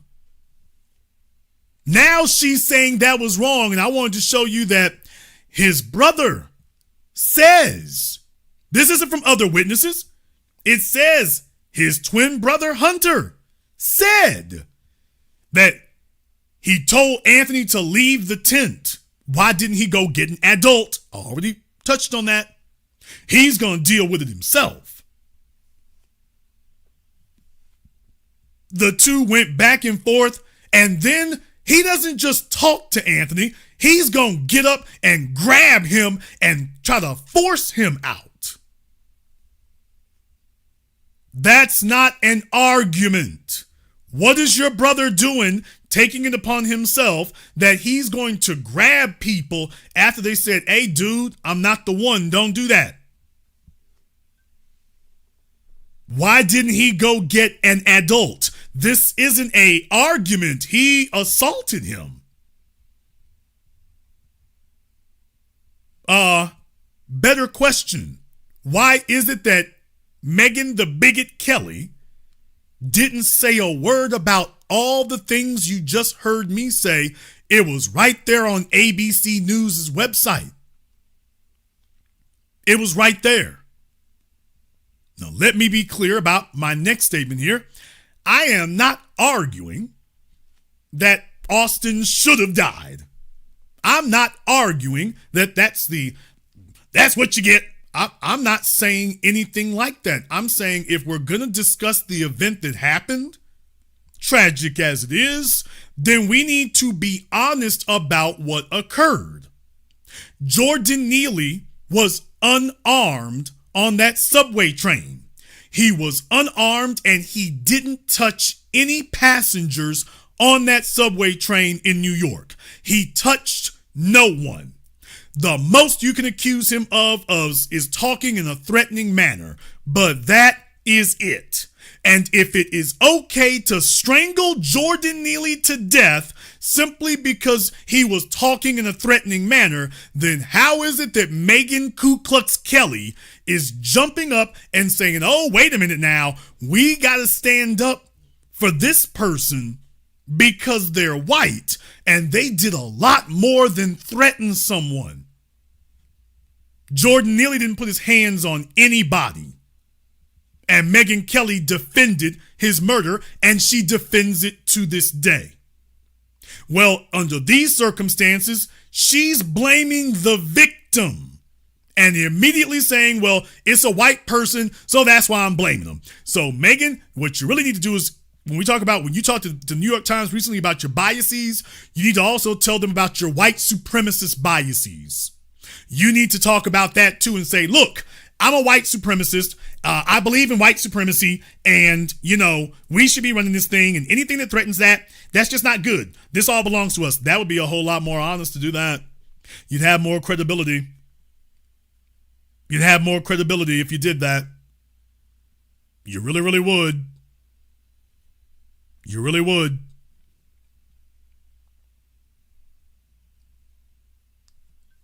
However, you might disagree. Therefore, we're going to go ahead and put up the link to the Zoom in the chat room. If I got anybody in Frisco, if I got anybody who knows the family out there, I want you to go ahead and give me a call up on Zoom. We're not going to put you on the screen. It'll be audio only. Nobody's going to see you except me. But if you want to give us a call up on Zoom, you can go ahead and do that. Don't worry. Nobody else is going to see you except for me. But I do want to make sure that if you're in the area, whatever, those of you in the DFW area there, especially if you're in Frisco, Texas, because I know the get down, I know the situation. A lot of folks there may not, especially if you're in the family or whatever. We want to hear about that. We want to know what's going on. I'm still waiting for a few more things because you all know me. I don't just jump in to go defend folk. I don't do that. That's not what I do. But I would like to have a little bit more information. I'd like to have a little bit more information and find out what's going on there. And if they need help on that, I am more than obliged to be able to do so. I've done it for folk in the past. I will continue to do so in the future. And this may be yet another opportunity or another event to do so. This may be another one to do so here. I want to thank everyone who's contributed for tonight's program on PayPal, Super Chat, Venmo, to my man Bruce Warren. Thank you very much for your support. Bossa Nova Ross, we appreciate that. Thank you very much for your support here as well. We're going to take a very brief commercial, non-commercial break. When we come back, we'll take some of your calls and more. This is the Black Channel. When you visit MrBeTheTeacher.com, you can get a copy of his award-winning book, Guidelines for the Successful Student. While you're there, grab one of his newest tunes along with fun and educational lyric videos. Never give up, don't worry, never give up, study. In order to 1 is 2, 2 times 2 is 4, 2 times 3 is 6. 2 times swap names, he, she, they, and we. Simplify the daddy divides as the father and guide. Money multiplies and shares of what they buy. You can also acquire his tutoring services via varsitytutors.com or tutor.com. If you wish to speak to Steve Burgess directly, you can do so through MrBeTheTeacher.com. The Honey Badger and the Mongoose is a children's story for the family of how a honey badger and mongoose fight an evil alliance of venomous cobra snakes and hyenas that overhauls the balance of the savannah. The Big Five. The honey badger demands reparations. Will the Big Five give the honey badger reparations? Can the evil alliance of cobras and hyenas be stopped? The best new price for the hard and soft cover is at www.thehoneyBadgerandthemongoose.com. You can also find this book at Amazon, Audible, and Kindle.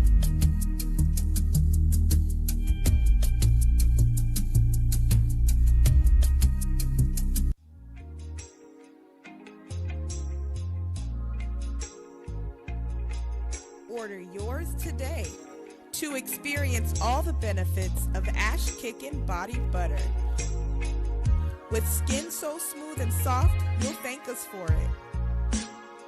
Shop Ash Kickin' online. That's ASHKICKIN.com.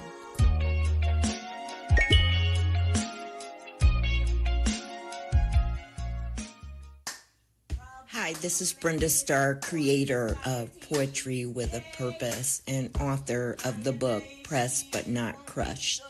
Pressed But Not Crushed is an anthology of political poems that address current and historical issues in American descendants of slave population and African American population. The book describes slaveries and its residuals, Jim Crow segregation, social depredation, and other relevant issues to American descendants of slaves and African Americans, including the current political climate that does not address our issues.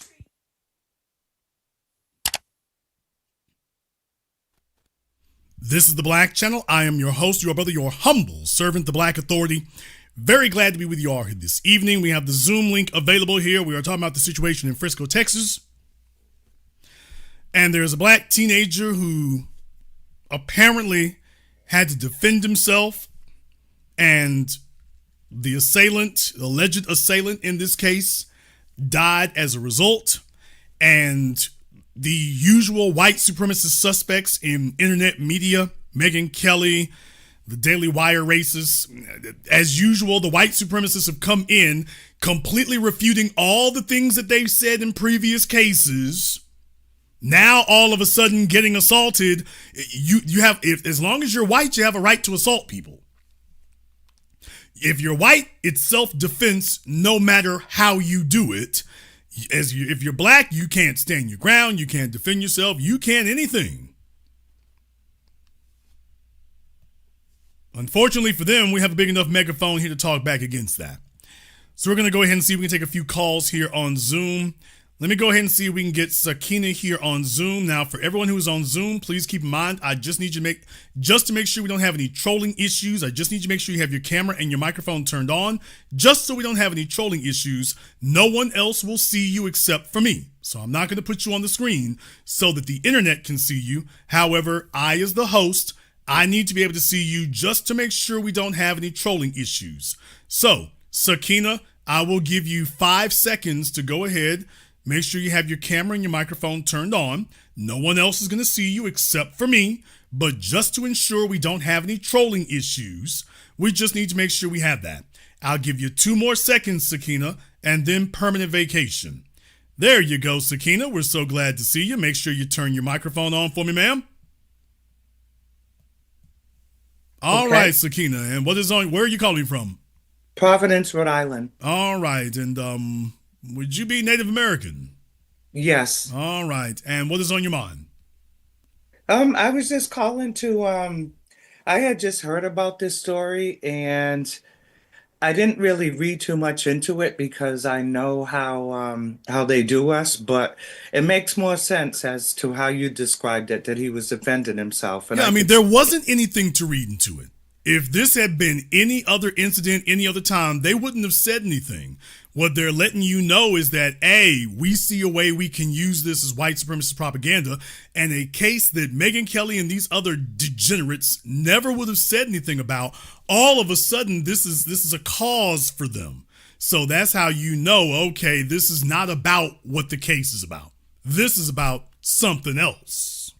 Right. And that bail is ridiculous. I didn't even realize that. That's crazy. For a 17-year-old in Frisco, Texas, he's not a flight risk. Where is he going? How would he get there? He didn't fight the police or anything. So just as what he is, he's a model student. And when they got a hold of him, it was business as usual. So of course, but this is to make a point. That's what this is for. This is to make a point. Yeah. And to let you know that we are going to do you however we want to do you. You have no rights. And yeah, we're going to make it flagrant. Remember, it's not power if you can't abuse it. It's not power if it doesn't have an abusive element. And they're letting you know we're the ones in charge, so get ready to get abused. The only problem is they put such a big spotlight on this. Now I think this is where it turns negative for you. I'll let you have the last word. No, I mean, actually, you summed it up good. Thank you. Thank you very much for giving us a call. We appreciate that. Let me go ahead and see if I can get Maurice up here on Zoom. Let me go ahead and see if we can grab Maurice up here on Zoom. Yeah, like I say, this is just a regular incident here. It's very sad, but there was nothing special about this. But the white supremacists seized on it, which means they see something special. And what they see is, okay, let's see if we can have a lynching, because in the era of Trump, let's see how much we can get away with. Now, once again, for everybody on Zoom, please make sure you have your camera and your microphone turned on for me, just so we don't have any trolling. No one else will see you except for me, so the internet will not see you, but I need you to make sure that you have your camera and microphone turned on, just so we don't have any trolling issues. Maurice, I'll give you 5 seconds to go ahead and get that rectified for me here, or else we're going to have to move on. So we'll give you a few more seconds here. I can give you 2 more seconds to get that rectified, Maurice, then we have to move on. All right, Maurice is not going to be joining us. Let me go ahead and see if we can get Carlton up here on Zoom. Carlton, make sure you have your camera and microphone turned on for me here. Don't worry, the rest of YouTube will not see you. I'll be the only one who does. Just make sure we don't have any trolling issues. So, folks, if you're on Zoom, please make sure you have your camera and your microphone turned on here. All right, Carlton, what's on your mind? Well, where are you calling? Yes. Where are you calling from? I am in Jefferson City, Missouri, and I just wanted to thank you for this presentation, because I've been waiting to see a point of view that has not been presented by the media, and you presented several facts that really led to some clarity here. And I just wanted to say that I do not believe that this is going to end up in a conviction, because the evidence is just not there. And it seems to me that stand your ground and his self-defense claim should hold true. So I just wanted to thank you again for an excellent presentation. And I will be reaching out to my family in the Texas area to find out what the sentiment is from the Black community. So thank you again. I really enjoyed the show, and we need to really, really stay on top of this and push this message out. Yeah, because this is symbolic. This was nothing that really needed to be jumped on like that, but you can tell when you're dealing with a case that is symbolic of attacking all of us as a group. You can tell they make it so damn blatant, because they have to. That's the way terrorism works. They just made it so blatant that this is not about Carmelo Anthony. This is about all of you. This is about our ability to get all of you. Thank you very much for giving us a call now. We appreciate that. Let me go ahead and get Isaac up here on Zoom. All right, Isaac, and what's on your mind? Where are you calling me from? It's from Phoenix, Arizona. All right, Isaac from Phoenix, what's on your mind? So I just wanted to say, I'm pretty young. I got 2 things to say real quick. So I actually ran track freshman year. I was varsity. I managed to get varsity freshman year. And you talked about the coach. And let me say, when I ran track, the coaches would have been the first person involved. So yeah, where was the coach at in this whole situation? Yeah, I mean, dude, it's like if you're playing football or whatever, you don't just go and go grab nobody. I'm from Louisiana. Right. You don't just go grab another team. Even if they're on your side of the field, you don't just go grab folk and start swinging on them. You don't do that. I mean, you'll get kicked off the team. I'm glad you made that point. These are football players. Doing something like that would get you kicked off of the team. Right. I mean, the coach of your school would grab you and say, hey, you don't do that. So in this case here, nobody did that. I'm like, why are we not mentioning that Megan Ku Klux Kelly Why are we not mentioning that? For those of us who played sports, well, I didn't play sports as much as I probably should have, but for those who have played it or come from big sports towns, you know that's standard procedure. Anybody in gym class, forget playing sports. If you were in gym class, you can't do that. If something like that happened, I don't care how big man on campus you are, you're supposed to get a coach. You don't take things into your own hands. You never do that, ever. Now, what made them feel like that was the thing to do? Maybe it's because take a look at the reaction from the white supremacist media. How can you not feel it's the right thing to do? They came to your side no matter what. Thank you very much for giving us a call. Brother Neely Fuller talked about that. Folks, let me remind you one more time. Brother Neely Fuller talked about that. Brother Neely Fuller talked about that when he said white supremacy is too organized for people to be ignorant about it. It has to be taught. It must be taught. We know that it's taught because it's too uniform. It's too uniform and it's too organized. Everywhere you go, it's the same. You can't have something so uniform everywhere you go and so organized everywhere you go, and it's random. People must be teaching this in their homes, at their schools, at their churches. That's the only way it could be so uniform, so consistent everywhere you go, no matter the age group. The behavior is so consistent. Obviously, this is a practice. It's not an anomaly. Let me see if we can get Kid Gravity up here on Zoom. Let me go ahead and see if we can grab Kid Gravity here. All right, Kid Gravity, what's on your mind? Hey, how are you? And good evening to the room. Where are you coming to call from? Atlanta. All right, brother, what's on your mind? Question, where are these protests for this boy? Not Carmelo, the Austin Metcalf. Where are these protests? He doesn't need protests. The person who attacked him allegedly is already arrested. What would you need a protest for? Well, they get mad at us when we allegedly do these things and we're out there saying free this person. Why aren't they out there saying that we need to change this? What's all this childhood violence going on? Where are these protests? Why are they not protesting against us? Oh, well, they're sitting online. Well, because they have a system and they know that they have reduced, as I said over a decade ago, they have reduced white supremacy to a paperwork process. So at this point, you're supposed to just get walked through the system because that's what usually happens to black folk. Black people, we are the only folk that you can, from the time you are arrested, you could be arrested, tried, convicted, jailed, and never see another black face in that whole process. You can walk from the time you're arrested to the time you're sitting in the jail cell and never encounter another black face. It's all white folk along the process. So that's why they don't have to protest against us, because they're waiting. They know they have a system. They're not asking where's the system. They know exactly where it is. What they're doing is telling the system, wink, wink, you know what to do. Okay, you hear all of us yelling about it. Wink, wink, you know what to do now. Mm-hmm. Did you also know that that school's had a few incidents the last few months with like violence? Well, definitely. I don't think he showed up there with a knife by accident. Right. I don't think he showed up there by accident. Yeah, because they said that they had a deletion back in November, and then December they had another one, but this student like killed his family or whatever, and now this incident. So it's like. But like I say, I mean, you had a school shooting, was a mass shooting up in Allen, Texas, in Allen, Uvalde. You got this kind of thing happening all over there and stuff. I mean, Texas is a hot spot for shootings and incidents at school and stuff like that. And by the way, very few of them involving us. So this is an anomaly here. All the other ones had nothing to do with us, and this wasn't a shooting either. One more thing, this wasn't a shooting. So anybody wanting to show anyone with guns from their social media, by the way, this wasn't no shooting. Mm-hmm. So obviously it could have been a shooting, but it wasn't. Right. I just wanted to put that in there. Yes, sir. And the last thing, and then I'll let you get back to talking to other people. I have a strange feeling that the family is going to try to block the autopsy because I think there was drugs in this boy's system. And we know what's going to happen if that gets out on social media. That all these apps are going to be in shambles because they can't use that George Floyd defense anymore. And you know us, we're petty. We're gonna make jokes out of that. So that's the last thing I got to say.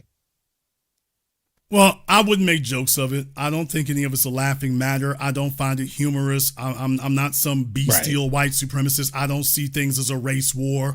This, wayward as he is, he was somebody's son. He was somebody's brother. My preferred mode of travel for him is not for him to get killed, but my beef here is with the white supremacist media that has said that it's okay for us to be killed under any circumstances, including our black children, under any circumstances. So when it comes to that right there, I'm like, okay, keep this. If you really believe that, you should be keeping the same energy. And if you're not, now we got a problem. Thank you very much for giving us a call tonight. If they were keeping the same energy they did with Kyle Rittenhouse, this would be a whole different matter. The problem that we have is Megan Ku Klux Kelly and the rest of the white supremacist media is not holding the same energy. Let me go ahead and see if we can get Sean up here on Zoom. And I'm going to go ahead and see about reposting the link there if I can find that. All right, we got Sean up here on Zoom. Sean, where you give me a call from? Sean up here. I'm calling you from New York. Okay, Sean, turn off your YouTube, brother. You got me echoing. Hold on 1 second. Okay, Sean, turn off your YouTube, brother. Okay, folks, this newfangled technology. You got me? Okay, I'm not sure. It's okay. Go ahead and which borough you calling me from? Manhattan. All right, Sean. Washington Heights, Harlem. Upper East Side. Okay, what's on your mind, brother? No, I'm interested, man. You educate me, man. You're like a lesson for me. I didn't even know what was going on. You said Carmelo Anthony. I thought you was talking about the basketball player. I was like, what is this guy? No, this is Carmelo with a K, not a C. Yeah, the guy. Yeah, no. I'm just to elaborate on what you're saying, I just see, in my opinion, I just see a double standard. When you know, because if it was the other way around, Kelly, whatever her name is, she wouldn't be talking the way she is. I feel that she's just doing that because the white person is on the other side of the incident. Yeah, I mean, that's the whole point. The bunch of them, like I say, the Quartering and Matt Walsh and other folks, they all joined up at the same time. So this was something we weren't even really following like that. So when I saw all of them out of nowhere just jump up and they're all in lockstep, it's like, oh, somebody sent the word around that this is an issue for them to get at. This is an issue for them to get at. So it's not accidental, brother. When they come after us, historically, they come after us as a group. They don't come after you as one person. So we got one black teenager and a group of white adults, multimillionaire white adults, are stalking him. Yeah, let me just get your opinion. You think if it was the other way around, they would have the same energy? I don't have to think. I can name the cases. Daniel Penny, Kyle Rittenhouse, George Zimmerman. I can go down the list. They have consistently defended the murder of unarmed black people. Under any circumstances. If the white person says it's self-defense, they are either defending them or they're dead quiet. How many black teenagers have we seen get shot by these old white men? Megyn Kelly ain't said a word. Matt Walsh, Daily Wire, never said a word. Black women getting shot through screen doors by white women, they ain't said a word about it. So if this were really something that they were just defending on the merits of it, and if race has nothing to do with when they speak up, why is it that we got this long list of black folk been harmed and Megyn Kelly has never spoken up with us? I know, I agree. Yeah, you make a good point. That's why whenever I catch you, I'm usually a listener more than a talker, because you make a lot of good points that I didn't even look at it that way. I'm glad you look at it from your own perspective and bring it to light, because I didn't even notice it until you really said it. Well, this is what we are here for, to bring this to the forefront, to give you accurate information. And so when you do encounter these things, you can make a decision that's informed, not reactionary. Thank you very much for giving us a call tonight, which is a hell of a whole lot more than we can say for Megyn Kelly's audience. But then again, they already have the information they need. This is a call to arms for all the race warriors. Pathetic as they are, this is the call to arms for them. They're here to press the race war. They're here because hey, what about the optics of it? Just because you're black doesn't mean you have a right to live. Just because you're black in their eyes, it doesn't mean you have a right to live. Let's go ahead and see if we can get Marquez up here on Zoom. All right, Marquez. Oh, he's waiting to connect his audio here. All right, we got Marquez here on Zoom. As soon as he gets his audio connected, we'll be able to go ahead and get him to do some talking. Marquez is having audio issues. Okay, Marquez, I can't wait around too long, y'all. For the folks with the newfangled technology, I can't wait around too long. Marquez, I can give you a couple more moments here, brother, then I got to move on. Because your audio is not connected yet. If you're using earphones or something like that, you're going to want to disconnect those or whatever.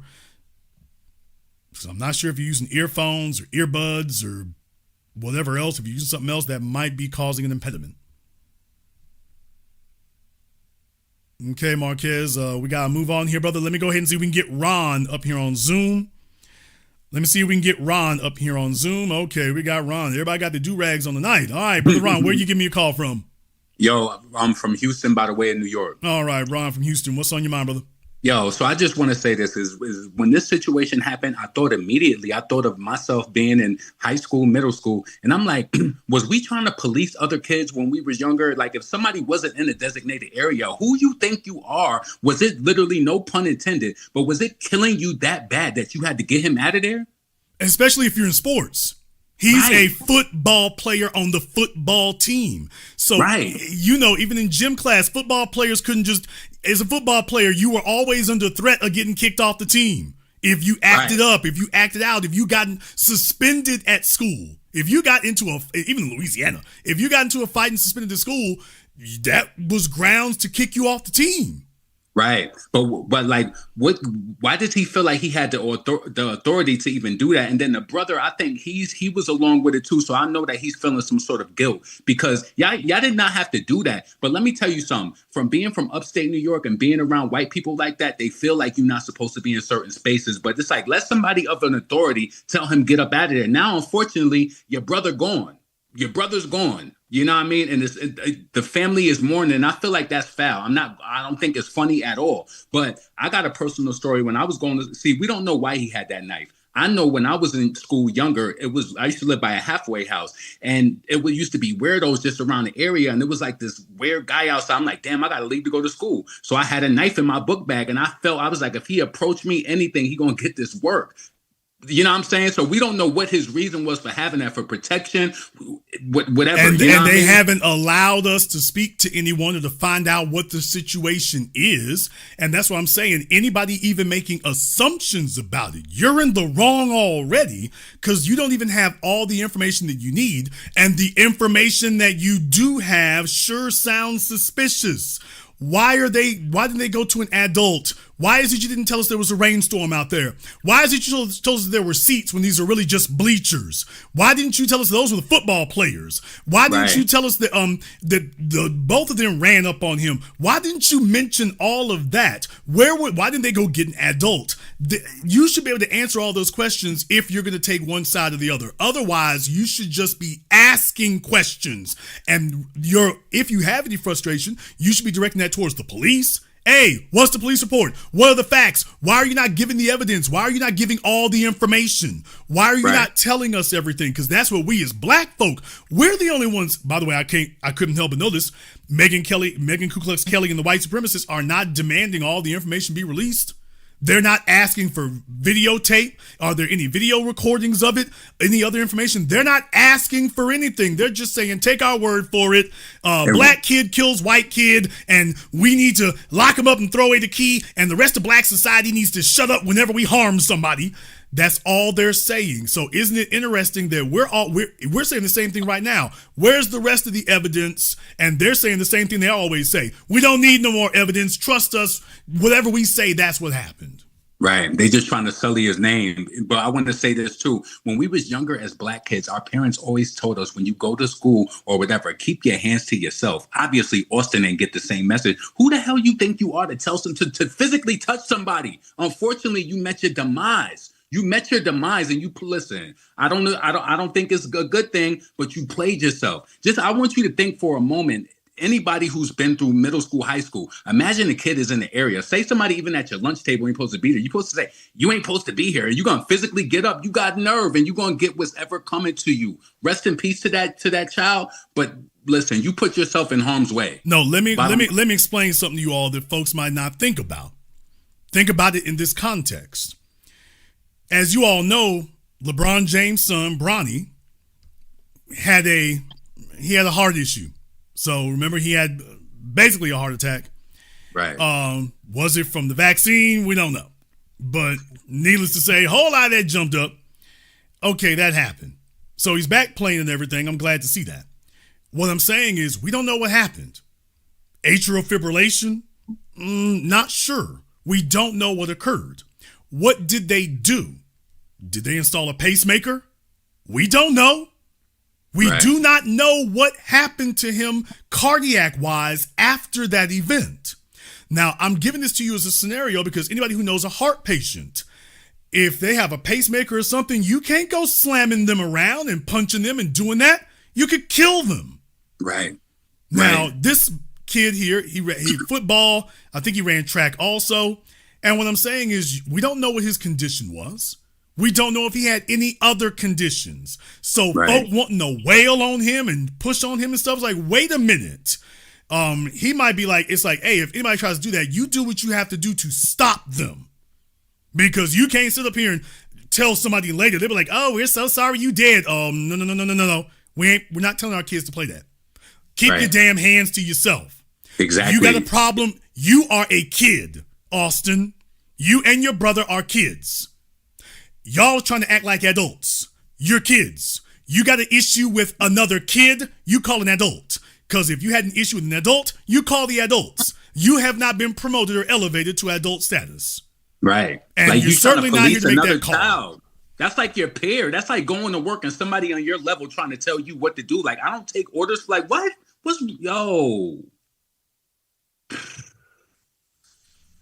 I can say it's tragic. You hate to see it occur, but unfortunately, sometimes the world has difficult lessons.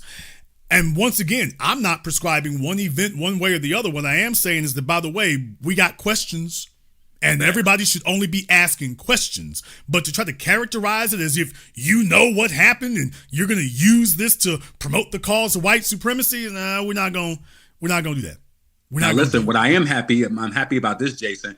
In the police report, they were saying that, Carmelo, he did show compassion. They said he asked, was he going to be okay? So he didn't know I hope they use all of that. He didn't know that he was going to be unalive. He was trying to get him off of him, respectfully.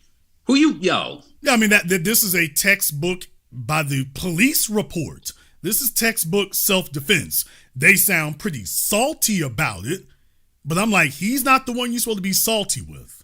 Right. This is not murder. It's not even manslaughter. Right. Now, I think that what they may try to get him on is bringing a weapon on the school campus. Now, that one in particular, and that's why I'm saying we need to have more details. And by the way, one more thing, and that one's not going to carry a whole lot of weight with me either. What? I meant what I said.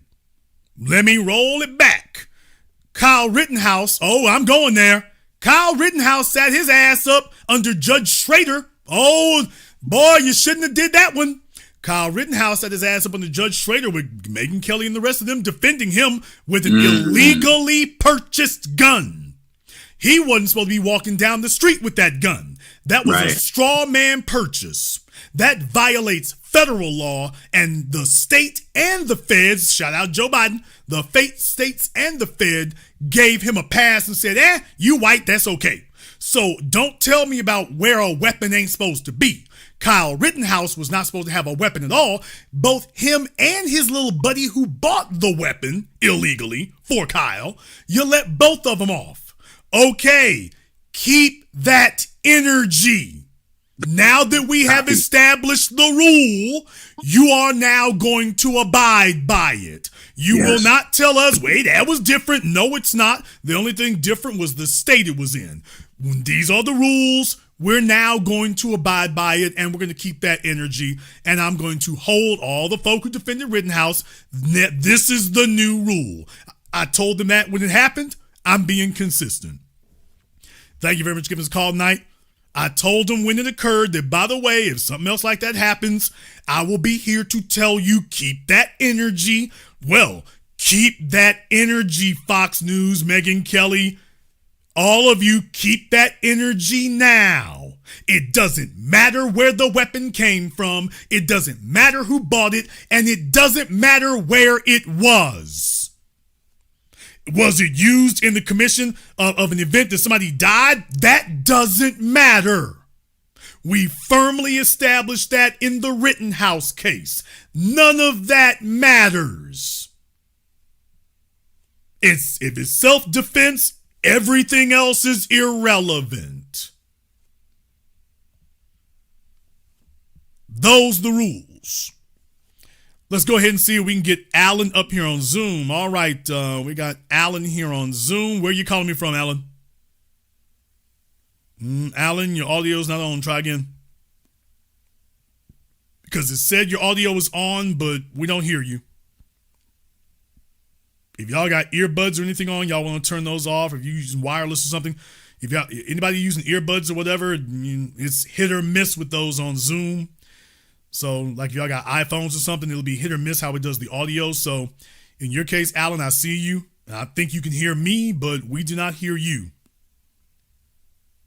I can give you a couple more seconds here, but then we're going to have to move on because I can see you and I'm pretty sure you hear me, but we don't hear you. Okay, Alan, I'll give you a minute there to call the Geek Squad at Best Buy, see if they can help you get that sorted out for you. Let me go ahead and see if we can get Hakeem up here on Zoom. Hakeem, where are you calling from? I'm calling from Chicago. All right, south side or west side? North side. Oh, boy. All right, Hakeem, we'll give you a pass. What's on your mind? I disagree with you. Oh, Lord, y'all, is this everybody's favorite North Side tether? Oh, I wish I could put him on the screen, but I ain't gonna do it. I ain't gonna do him like that, but oh, Lord, y'all. Oh, he looks just like y'all think he would. Oh, he's been to the orthodontist, big white teeth. Turn that camera back on, nigga. Turn that camera back on. Nobody else is gonna see you. It's just me. I'm not gonna put you up there on the screen. I ain't gonna do it to you, but y'all, he looks exactly the way y'all think. He looks like RG3 with better teeth. Oh, y'all, he looks exactly the way you think. He looks like he would marry Candace Owens. He looks like he would marry Heidi Klum and Scarlett Johansson without thinking. Oh, he looks exactly the way y'all think. He looks like Byron Donalds. What? That's who he looks like, y'all. He looks like Byron Donalds with better teeth. Nigga, is you running for Congress? Are you running for Congress? Where you at, dude? Turn your stuff back on or I gotta move on. It's not that entertaining. But yeah, y'all, we finally done seen him I've seen him in the flesh. Y'all ain't gonna see him, but I finally seen him. I'm like, this nigga look like Byron Donalds. I'm like, this explains everything. Oh, this explains it all. This explains everything. Boy, I mean, he looks like he listens to Justin Bieber. He looks like he listens to Justin Bieber and like he watches reruns of Friends, the old and the new, Friends and The Office. Oh, he looks just like it. Like he listens to Lil Nas X albums, like because he enjoys them. Oh, he looks just like it. Hakeem, I'll give you 5 more seconds, dude. Then we got to move on. You're holding up the program, so I'm giving a little bit of leeway. I'll give you 5 more seconds, but then we got to move on. Okay, we'll have to catch him some other time, but yeah, y'all. Oh, I finally seen Hakeem in the flesh. I'm like, oh hell, this nigga look just like Byron Donalds. With better teeth. I'm like, oh, I know he Becky booed up. If I didn't believe it before, I damn sure believe it now, y'all. He looks like the typical Nigerian hopping off the plane with 3 white women. One under his left arm, one under his right arm, one sitting on top of his head. Damn! Oh, he looks like that, y'all. He looks like that. He looks, what y'all think, he looks just like it. Oh, this explains everything. Oh, this explains everything. He looks like he looks like one of the front dancers in a Dua Lipa video. He looks like one of the black dancers at a Taylor Swift concert. He looked like one of them. Like one of the black fellas who be holding them Jennifer Lopez's. Yeah, I'm like, okay, nigga, this explains everything. I see your whole life story. I'm like, it's all clear to me now. All right, let's go ahead and see if we can get Giovanni up here on Zoom. Giovanni, hey folks, everybody on Zoom, please make sure you have your camera and your microphone turned on. Nobody else is going to see you except for me. However, to make sure that we don't have any trolling issues, I just need you to make sure that we do that. So, Giovanni here, make sure you have camera and microphone turned on. All right, Giovanni, and where you give me a call from? ATL, brother. What's right. Good, man? What's on your mind, Giovanni? Man, it's my first time on the show. I just want to say I love it. Every time I tune in, I'll be in the background. But, you know, I love it, man. I love it. But I'm going to say this, right? See, that's a problem with these tethers, right? They come here. They so much in love with the Cocozoids that it's just mind-boggling to me. But I'm going to say this, right? This situation crazy. We already know. If it was on the other way around or if the roles were reversed, they'd be crying out self-defense right now. We know that for a fact. You know what I'm saying? But now, all of a sudden, see, the thing about it is, right? A lot of these Caucasoid children, they don't know themselves, right? They don't know true history. They don't know about genetics. So the information they're getting are from other races, Caucasoids that are all over the internet. So they sit around and they feed into the media that's being thrown at them. And all they do is they be like, okay, that's true. They don't fact check it. They don't do none of that stuff. They don't even do research on true history. But they don't have to. But brother, they don't have to. Remember, in the system of white supremacy, history is whatever they say it is. And as I told y'all several years ago before Ron DeSantis started sanitizing the history books, everything has to power white supremacy. And if American history turns detrimental against white supremacy, then they will say to hell with American history. Get rid of the history books. We don't need, if history becomes an impediment to white supremacy, to hell with the history books. Facts. And that's why I say, it's like me personally, right? I don't have kids, right? But if I were to have kids, if I had kids, I would teach them genetics, right? I teach them ancient history. That'd be the first thing I teach them. You know what I'm saying? Because what's going on nowadays with, these blatant white supremacists and racists that's on the internet spewing all the nonsense to other ignorant Caucasoids that's all over the internet or in life that don't even know themselves or where they come from. And to be honest, it's pretty much treason what they doing to so-called black people of America who are native to the land. You know what I'm saying? So that's why I always say, like, these Europeans, they are next to get deported. Well, here's the thing, brother. I've always been saying white supremacy is not about facts. That's the problem, because you're talking facts. White supremacy is not about facts. It's not about history. It is not about what you can prove. White supremacy is about power. Folks talk about Richard Spencer and Jared Taylor. I talked to Richard Spencer and Jared Taylor right after the Charlottesville white supremacy race riots. They made it very clear. Their goal, Richard Spencer, it's in my documentary Race War. He said, I don't care about facts. I don't care about competition. I don't care about who's the best athlete, the best engineer, who's the smartest, quote, most qualified. I'm concerned about power. And so if we have to move a little slower or a lot slower to get things done as a human race, as long as it benefits the white race most, yeah, we'll move slower. So if we could get there 20 years faster with you running it, we ain't gonna do it. If white folk ain't running it, that's it. So what you're saying is gonna fall on deaf ears with them, because you're talking about power and facts and if they know in history, and they're like, dude, all we care about is power. Facts are the only fact we care about is that one. Thank you very much for giving us a call tonight. Facts are irrelevant to somebody who wants power. If the facts become an impediment to power, first thing goes overboard is the so-called facts. Because when you're in power, you make your own facts.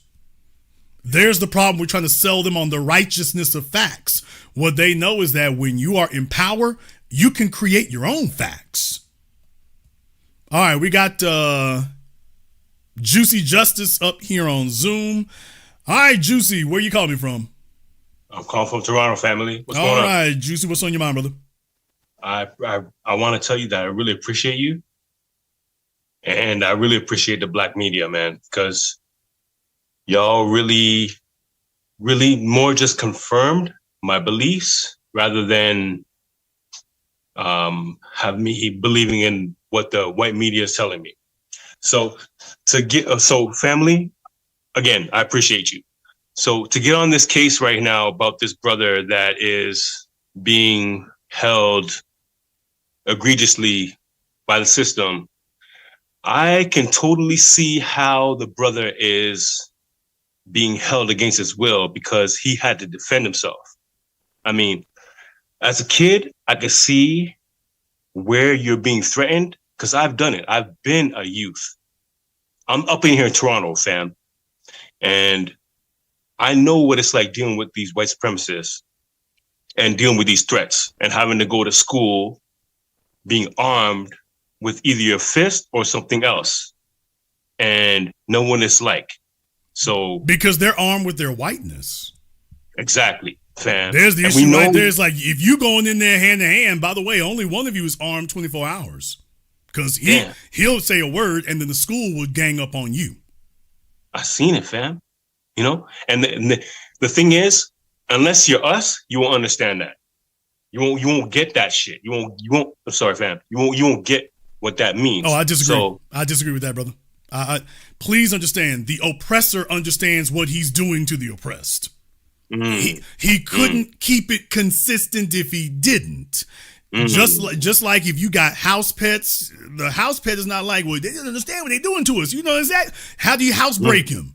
You know exactly what you're doing to him. You would never know what it's like to be my dog. And brother, I house broke you. I know exactly what it's like to be you. I put you there. I am the reason you're there. You would not be in my house if I couldn't house break you. So yeah, everybody, when you were outdoors, you could release your bowels when you wanted to. When I'm done with you, you do it when I say you can. Okay, you don't know what I'm dancing over here in the corner. You don't know what you're doing to me. I know exactly what I'm doing to you. I taught you to dance in the corner until I told you it's okay for you to stop. So fam, I'm almost 50 years old. So I've kind of learned to control myself and not be gaslighted and triggered by these people out here. So what I wanted to ask you is, to the people out there, how we can help these kids, because I'm trying myself, how to control their tempers and how they control how they think so they don't get tricked into their own freedom, family, because that's the most important thing here. Because now we got to fight for this brother right here. We got to fight for this brother. You know what I mean? Well, brother, what I'm saying is that we don't have anything that shows there was a lack of temperament because we don't know what the situation was. That's what I'm saying. We can't make any determination now because we don't have enough information to determine anything. So the fact that Megan Ku Klux Kelly and the white supremacists seized on this, they did it specifically with no information to start telling you what needs to be done before you even know what happened. How many people were under the tent? How many people touched him? How many people threatened him? Well, why didn't he just leave? Okay, what's he supposed to leave for? Why was he under the tent in the first place? It was raining. Okay, so he's under the tent because it's raining and they're the two white kids, or was it just two of them? Hey, get out from under our tent. And what I'm saying is that at a meet like that, because if you've been playing high school sports in a meet like that, it's not like there's only one person allowed there.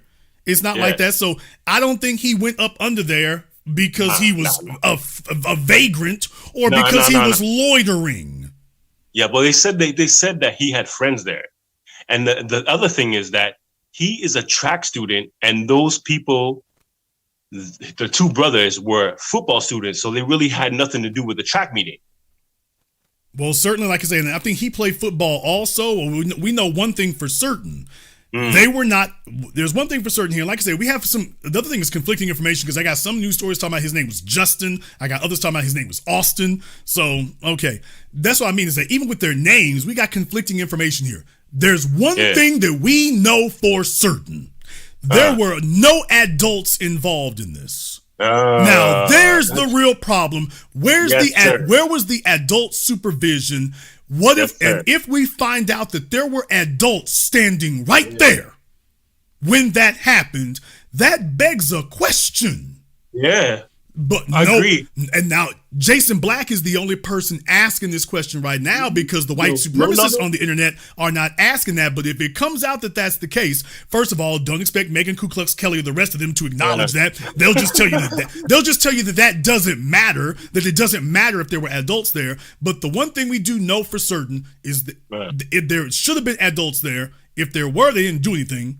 You had teenagers trying to behave as if they were adults, and that all the reports are consistent that they put their hands on him first after he said, "Hey, bro, you don't want it. You don't want it, and I'm not up for it.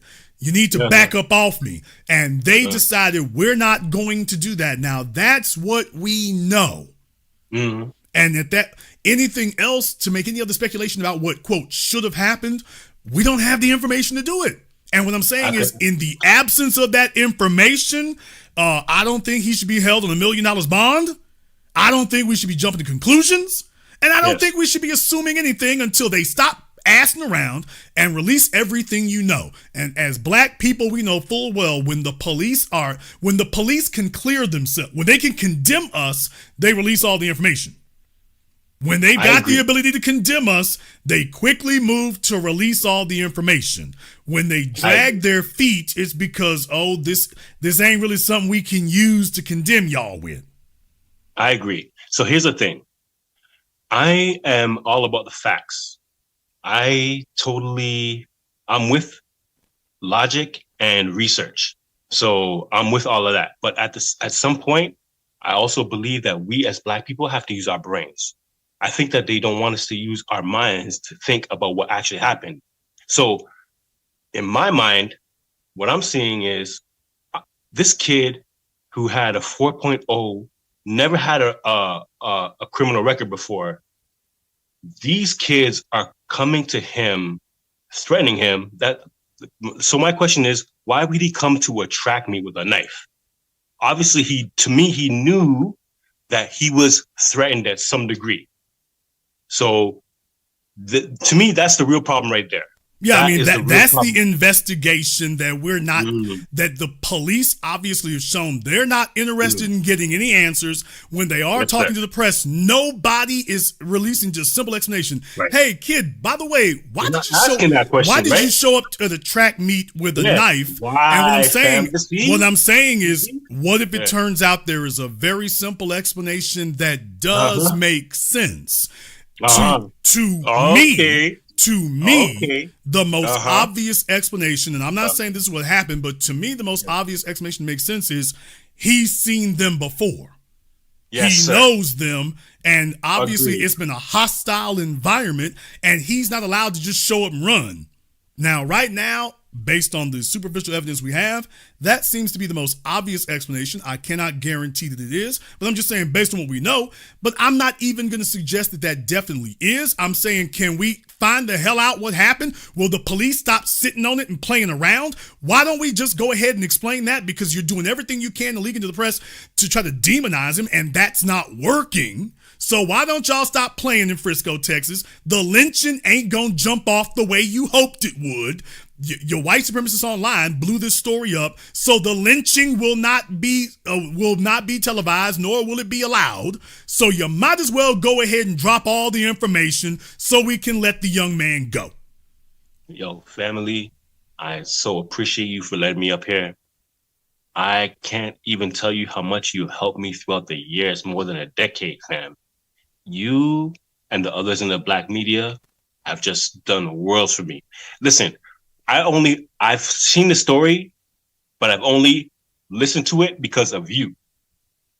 And you people in the black media, I only listen to it from black people. So I'm getting my information from y'all. And from what I see, I'm just learning, fam. So please keep dropping that hot stuff to keep these mugs learning and let these cats know that we're not playing around, dog. So I'm out of here, and I really appreciate you. I just wanted to let you know that I salute you and everything that you do, family. Thank you very much, brother. We appreciate it. Like I say, you should have gotten all this from all these other outlets. They should have been saying all the things that I said because they knew it. The information was there. They are in a media race war targeting us. They're letting you know that in the era of Trump, they feel like, okay, listen, we still on the white supremacy thing. We still on that. We still on it. And we're like, that's okay because we still on the black empowerment thing. The lynching ain't going to jump off like you thought. All right, we got Christopher here on Zoom. Christopher, make sure you turn off your YouTube volume. Where you give me a call from? B1 Jason from Oklahoma City. All right, Oklahoma City. What's on your mind, brother? I just want to know one thing, Jason, if you might have caught this or not. You notice you've never heard a white person apologize off top for forgiving someone, should I say, after something like this has happened. His father came out already and said he's forgiven this young brother who defended himself against his kids. His dad knows that those boys were in the wrong, and I think he's trying to get in front of it. What's your opinion? Yeah, that's what I think. I think I suspect, based on the superficial information we have right now, I suspect they are not total strangers. That's the first thing. I suspect they are not total strangers, and I think that's why the police and the white supremacist media is trying to slow walk this. Right. Because they know that when that piece of information that links it finally comes out, that's when your attempt to do the lynching falls apart completely. And it'll be impossible to do this. Well, why are they riding so hard? Because they're trying to defend the optics of the right of white supremacists to kill black people with impunity. Right. And the idea that you can defend yourself, much less defend yourself with lethal results, why we can't allow that to be a precedent where the police are patting you on the back. Never mind that Donald Trump showed up at the damn football game or baseball game with Daniel Penny. So that's the part they're fighting right now, not the facts or the events of the case. They're fighting against the optics. Because they don't want another Michael Johnson or Chris Donner or someone like that. They don't want this to become a recurring thing where we're starting to protect ourselves. Just like that brother down, I forget, it was in Florida or something, he had that barbershop. The white supremacists kept harassing him. They took him to jail, but they acquitted him the other day.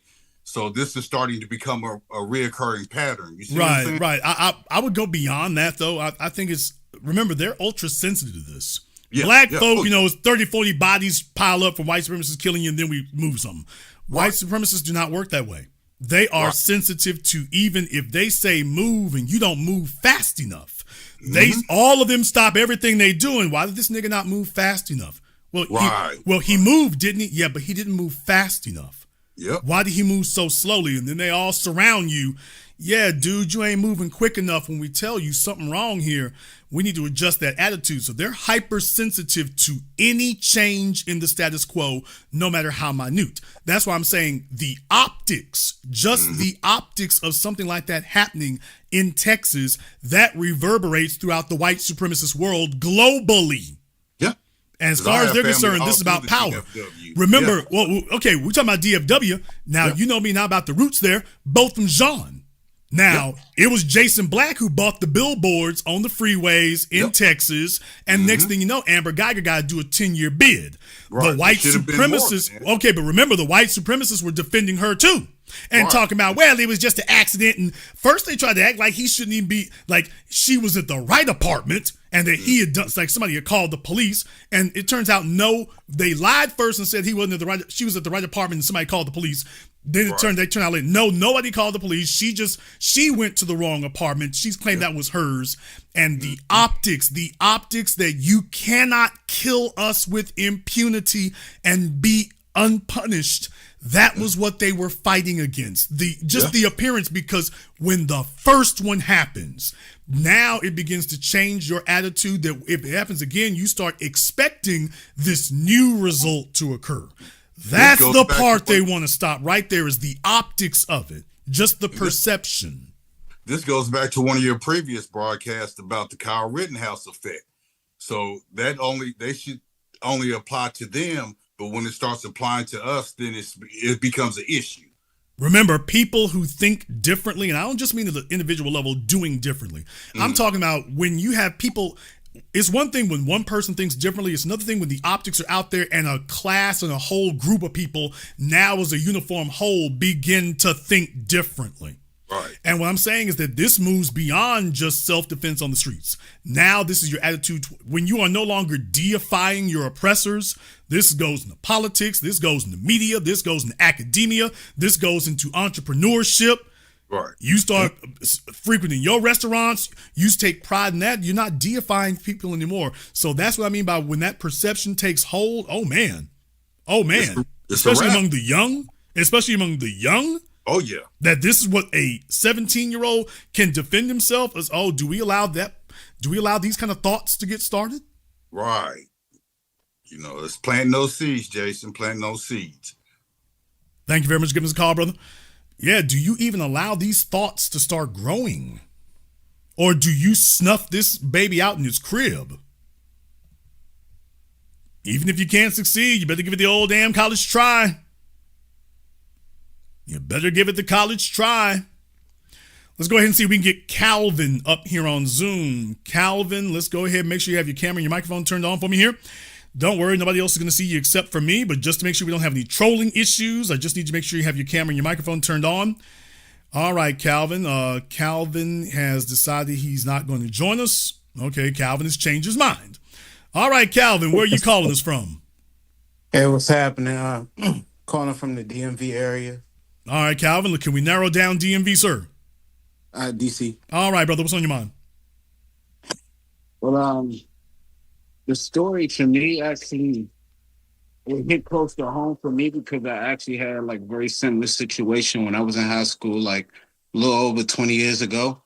I'll just give you the quick synopsis where I basically got kicked out of all Maryland schools because I had a lot of bully stuff going on. I didn't have any backup, no siblings, no cousins, nothing like that come help me out. And so I started having like just a little martial arts equipment with me, you know, nothing bladed, sharp that could, you know, cut or kill somebody, which is, you know, like little nunchucks, stuff like that. In the state of Maryland, that's illegal though. So one day there's a hole in my book bag, falls out the book bag. I try to hurry up, scoop it up, get out of there. But like a teacher, or like one or two teachers saw it. Basically resulted, they kicked me completely out of all schools in Maryland. So I say I had to go to DC schools, and honestly, notoriously, DC schools are worse. So pretty much, brother, I doubled down. As much as I should have went to, you know, all right, now I got to play it straight. I can't file up no more. Sorry, I'm in call. Hope that's not interrupting anything right now. Well, yeah, we hear you here. I mean, look, you go to school and stuff, and then people put you in a situation where it becomes survival, you know, because you got to go to school. Yeah, I mean, folks are going to make alterations to it. And this is a failure on the part of the schools. If Walmart can have, damn me, you know, asset protection, which is just merchandise, if Walmart can do that, how the hell is it a teacher in the classroom can't do that? You got folks in the damn classrooms running it worse than the damn daycare. And that's not accidental when it comes to the black students. Everything is engineered toward targeting you. It's not accidental, you're targeted. And the goal is kick you out of school because it's a numerical statistical fact. They build prisons based on dropout rates. Where they choose to build prisons and jails is literally geographically based upon where the dropout rate is. So the school to prison pipeline is a very real thing. And as a black male, it is engineered to get you into that pipeline by hook or by crook, any which way. So if they see you skid in a certain direction, or if they see how they can engineer a certain direction, yeah, off you go. And it doesn't matter whether you're in Maryland, New Orleans, Dallas, North Dakota, California. It's the same thing everywhere.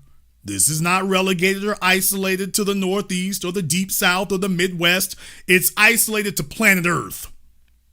Until Elon Musk gets his stuff on Mars, then it'll be Earth and Mars.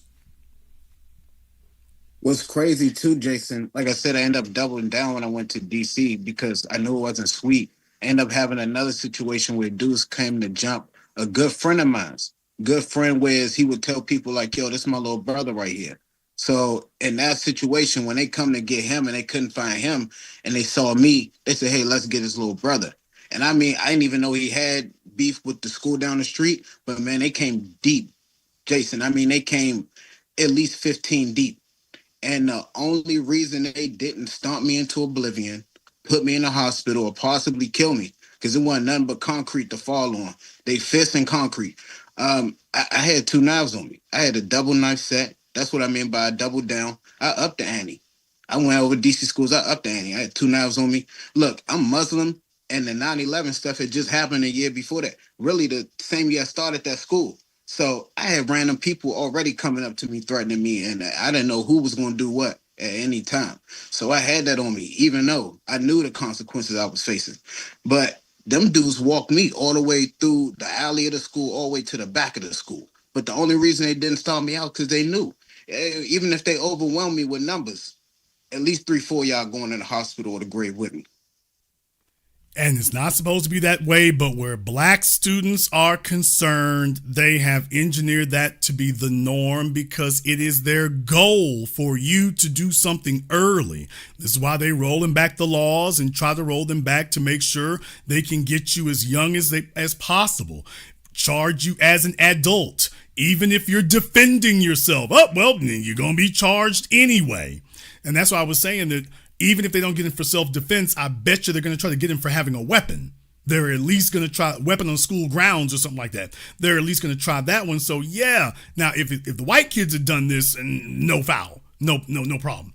But when you are black, no, it is not accidental, and your experience is not an outlier.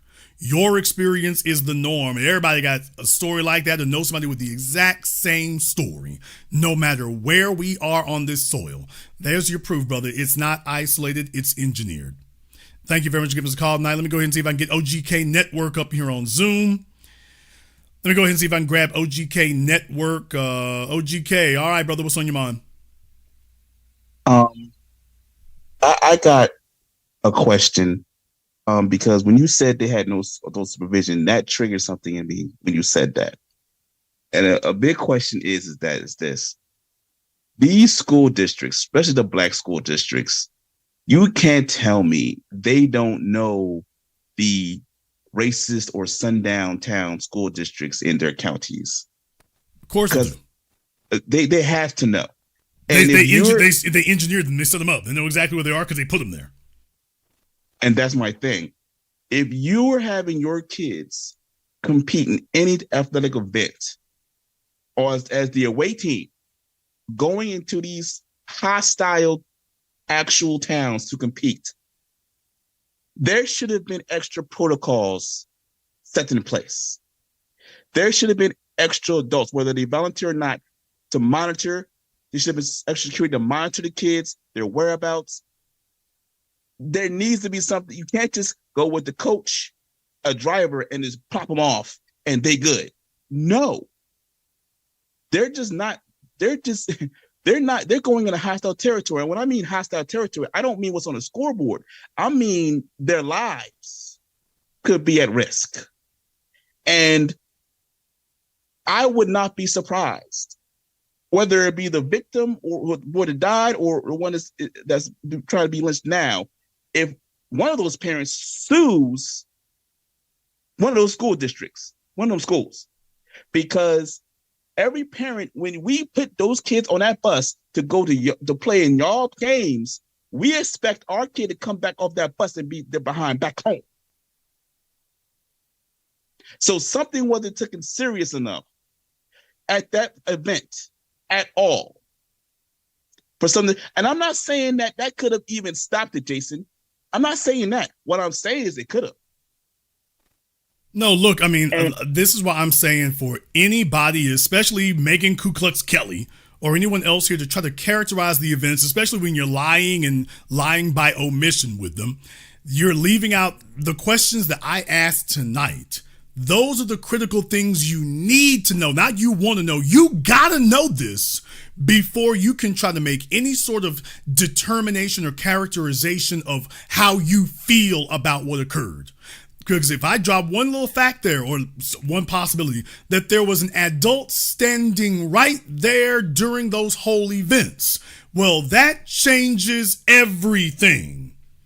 If this becomes a court case, they're going to be called on the stand to give an account of what did you do? Okay, well, this kid's not from your school.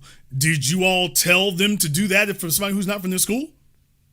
Did you all tell them to do that? Did you give them permission? Did you sit back and give a little grin while they were doing that? Mm-hmm. That's the kind of thing you need to know. You see, if that fact were dropped now, Megyn Kelly and crew would just get real quiet real damn quick, and then they would just act like this never happened. And then all of a sudden, she wouldn't be talking about why is the media not picking this up. She'd just be like, oh, well, Trump is doing great in these tariffs. Oh, sorry, not doing that either. Bye.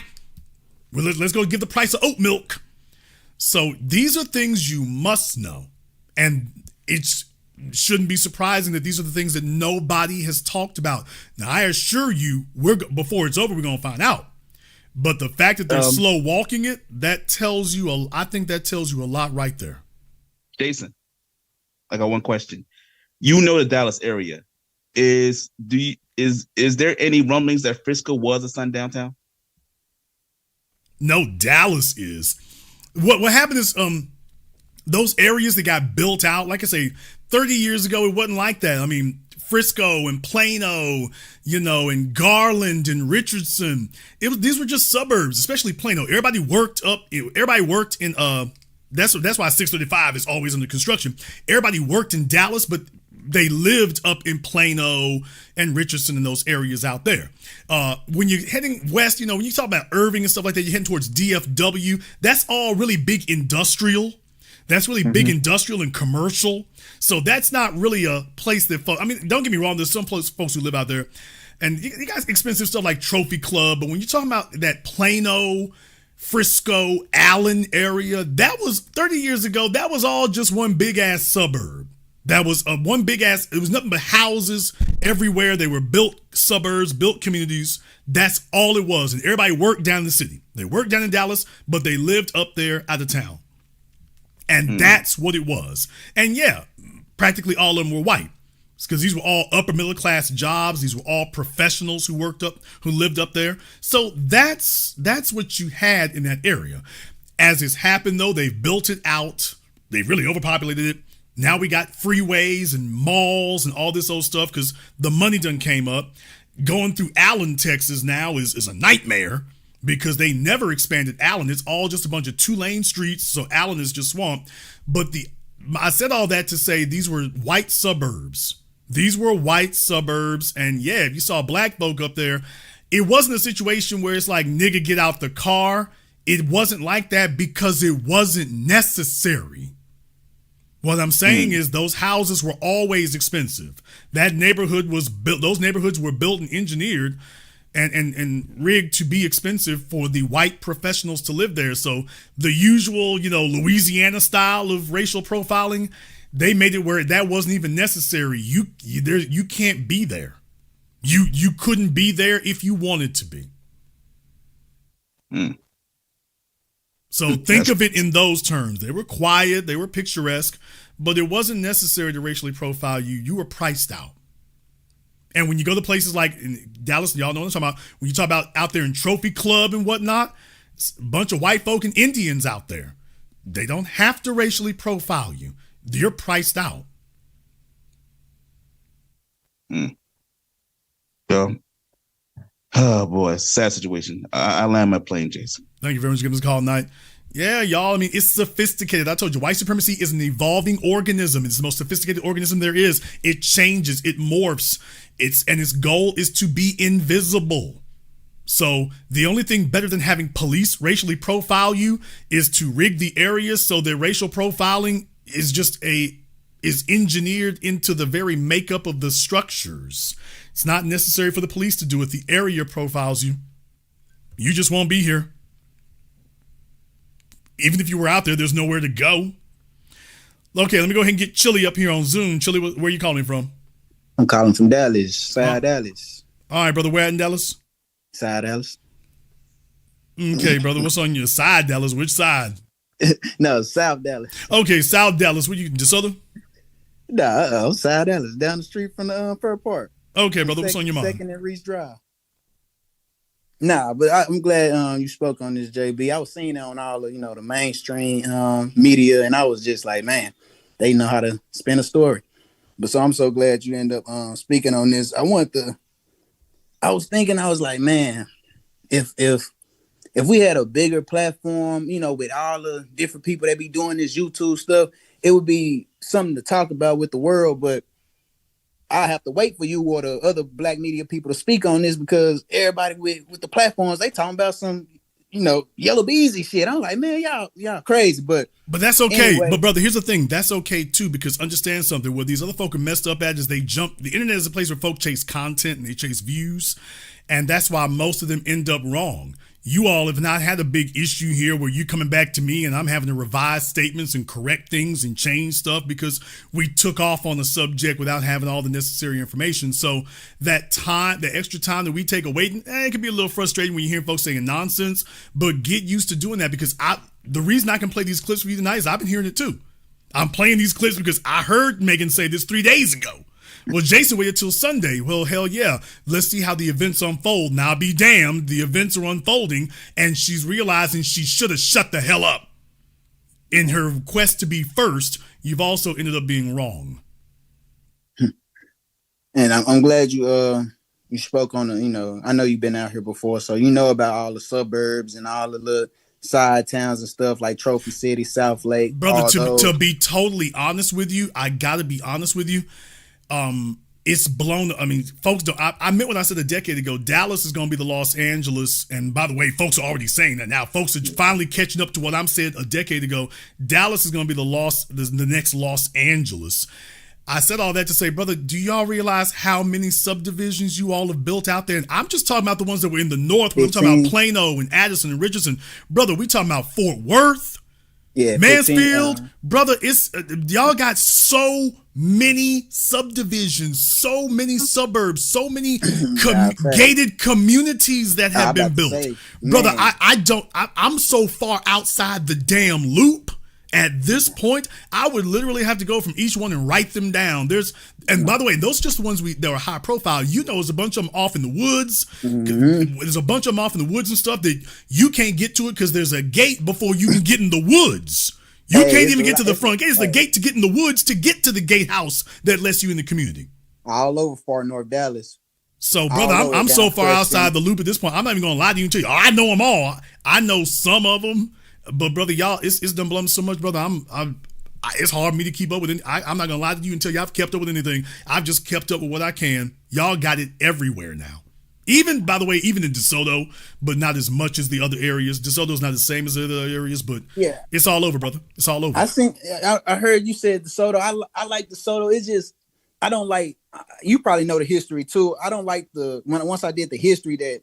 The black people, the bougie black people that was in Dallas, the doctors, the lawyers, the business owners, all of them ran to DeSoto to make it a black enclave. I'm like, hold on. Well, what was wrong with South Dallas? Brother, because it's a sundown town, bro.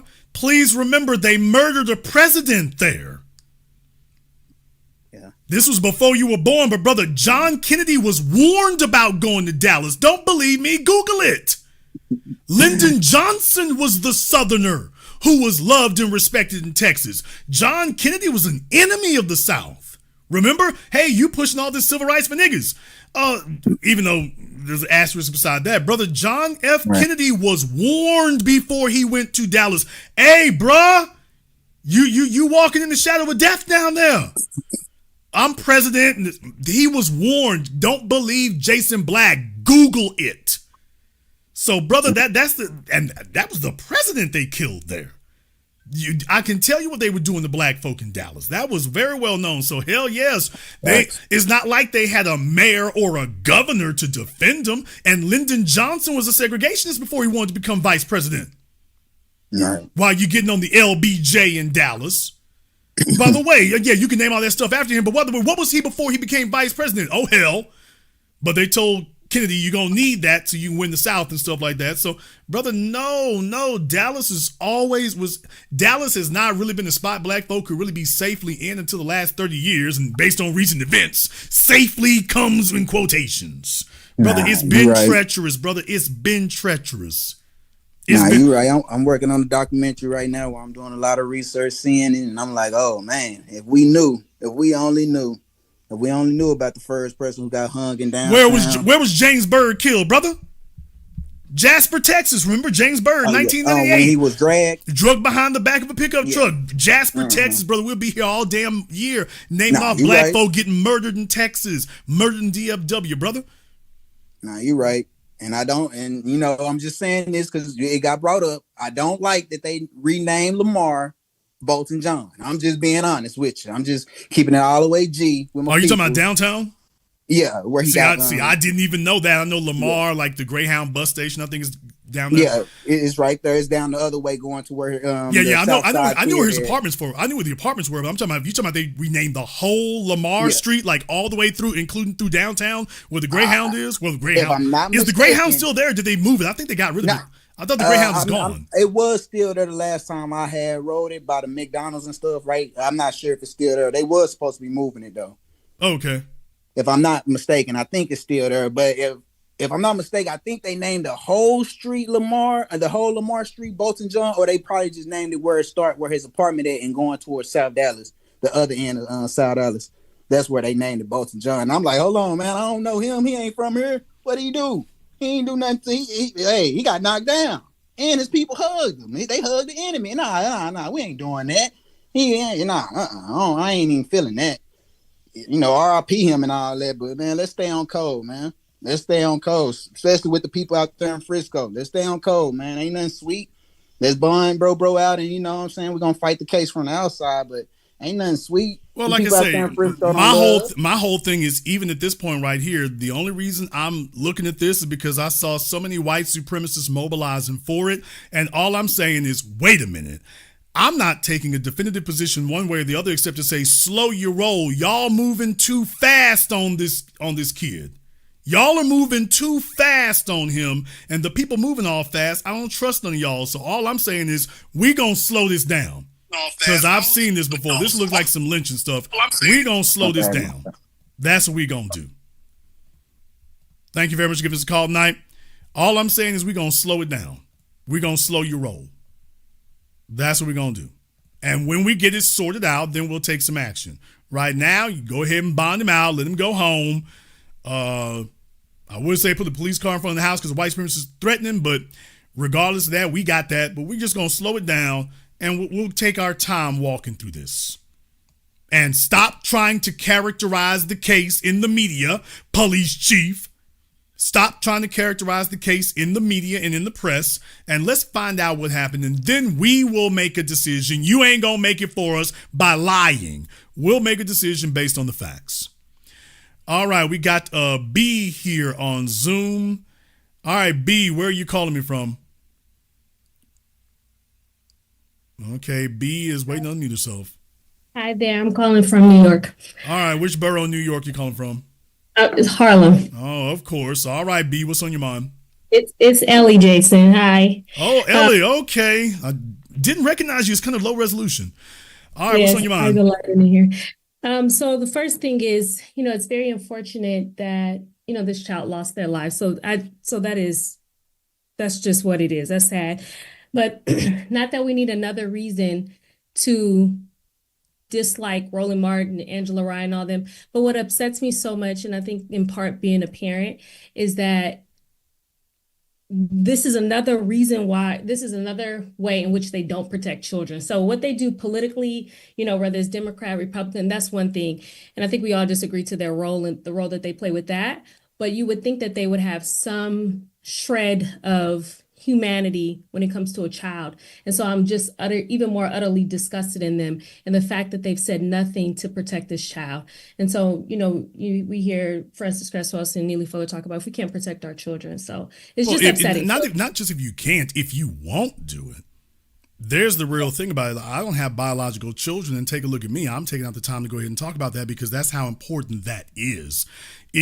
Not so much if you can't protect your children, if you won't protect them, if you won't speak up for it, especially in something like this where I saw so many of the usual suspects say something. Now, as far as the old dead black media and the rest of them folk, just understand something. They'll eventually get around to saying something if they haven't already, because I don't watch them enough, studiously enough to be able to follow anything like that. I will say one thing, it's going to come hollow from a lot of them. It's going to come hollow because their whole card can be pulled on. Is there are too many of them looking for a job in that regard? It's going to be difficult for them to say something. So you can't really look to them to say anything. Or what they do say is going to be all specious, and they'll get on it, then they'll get off of it. What are they going to look for? Right. What are they going to look for? Roland Martin's going to look for a bag, which means that all somebody got to do is cut him a check and he's going to shut up. Yep. So he's not reliable. He's not dependable. Yeah. But even Angela Rye, their little funky raggedy podcast, Charlemagne, all of them, they won't speak on it. We're not going to hear anything from it. And so I'm just even more disgusted. I mean, we're already disgusted, but I think I draw the line when it comes to children. That's the least white that they supremacy can do. targets your children. I've said this now for going on 2 decades. White supremacist modus operandi is targeting your children. The modern day civil rights movement began with the murder of a child, Emmett Till. But he was far from the first one. That is the modus operandi. They go after your helpless. They go after who they perceive to be your weakest. They go after who they think is a soft target. They go after your children. They go after your women. They go after your mentally ill, Jordan Neely. They go after who they figure is your defenseless. What they hate, understand something. The reason why the scrawny white supremacists like Ben Shapiro and them, they're still yelling about George Floyd. I need you all to understand, why is that after all these years, why are they so angry about George Floyd? And the reason that they are so angry about it is because they had to back down. They spent all those years talking about what would happen if it ever went up and it was in the streets. They spent all those years talking about what was going to occur, and they had to finally show the world that if it ever did get hot, all you're going to do is run your mouth on Twitter and back your ass up at home, and that's all you're actually going to do. And so they've been spending all these years now waiting to get some get back because they were humiliated on ostensibly the battlefield. They were humiliated. They had to show the world, we ain't about that life. We about that talking. We not about that action. And they've been trying to get back and try to claw that humiliation back ever since. And situations like this where George Floyd shouldn't be meant. What the hell George Floyd got to do with this? Right. The only thing it is every chance racial. they get. Which tells you there's something about that incident that stings the hell out of them. And all they keep bringing up is the racial aspect of it. So it's like, yeah, we ain't supposed to take an L. We're not supposed to take a worldwide L where we just got to back down and everybody's running home, everybody's cowering and giving it. We're not supposed to look like that because those optics, it tells you it stings them. It's like Japan after World War II. They feel mortally humiliated in front of the world, and you can't hide it. You can't lie about what happened. You can't say that you had things under control. You can't say that, oh, we was coming back there for a minute. You can't say any of that. Now they're just sitting around trying to do worse damage as if that will erase what happened. And your children are target number one. And that's why, I mean, I hate to say it like this, but this is a reminder, and it shouldn't be this way. By the way, it shouldn't be this way, but this is the world we got, not the one we wish we were in. Folks, if you got your kids doing after school activities, y'all got to be in touch with that. Yep. They are ganging up on your children. They're targeting your children. They're going after your children. And your sons might not be down for getting beat on like that. And it's just like, hey, I was raised by folk who don't take that. I'm going to follow the programming. It's like, oh, I didn't know he was tooled up. It's like, hey, y'all taught me don't let folk be beating on me like that. And they was with it. I show them I'm with the business. And what I'm saying is that y'all got to be watching that, man. These people are still doing it. This idea that you got some middle class job or you can work from home and you telecommuting and the BMW dealership knows you by first name and everything good, and your kids are sitting at after school events, or in this case, it was a track meet that had a bunch of schools there. And your kid is there around either strangers or folk that ain't at his school, but we ain't really cool with them neither. And you're just hoping for the best. No, you cannot afford to be so ignorant of the situation going on around your kids. No, you can't let them walk to the store by themselves like that. No, you can't let them do, quote, after school activities like that. These people are waiting for you to leave your kids alone around them so they'll have a chance to do what, okay, you by yourself. They never go after you after the group. How many times we got to hear about the black kid going off in the woods with some folk, getting up and we're going to go fishing. Everybody come back except him. We're going to go in the woods hunting. Everybody else come back except him. We're going to the track meet. Everybody else comes back except him. We need to take that seriously. That's not a fluke, people. They're waiting for your kid to be vulnerable by himself so they can give him what they've been planning on giving him. Even at a young age. Oh, there's no such thing as a young age. I need black folk to understand this. There is no such thing as a young age for a black child. You are a man at the age of 4. If you are old enough to walk, you are a man in the eyes of the dominant society. You are an adult and are subject to whatever they want to do as an adult. Never mind the fact they kill the children. They're like, okay, we abort the babies. And then anybody else who's still walking, you're fair game. So there's no such thing as a child to the dominant. They're children to us. They are enemy combatants to the dominant society. Yeah. Thank you, Jason. Thank you very much for giving us a call. Watch your children, folk. Y'all got to, all y'all out there with kids, y'all need to watch them. You cannot sit up here and say, oh, what's the worst that can happen? These people are scheming on your kids. They are scheming on your children. They're waiting for them to be alone and vulnerable, and then they're going to drop it on them. This stuff don't happen out of nowhere. These folks sit up here and egg their kids on. The people at the schools give them the wink to let them know, by the way, if you do something here, we're going to let you have them. We're going to let you go at them. And your kid is sitting there by himself. And one more thing, where was the coach of his team? When I say the adults, I'm also referring to Memorial High School. I'm also referring to a Centennial High School. The white kids were at Frisco Memorial.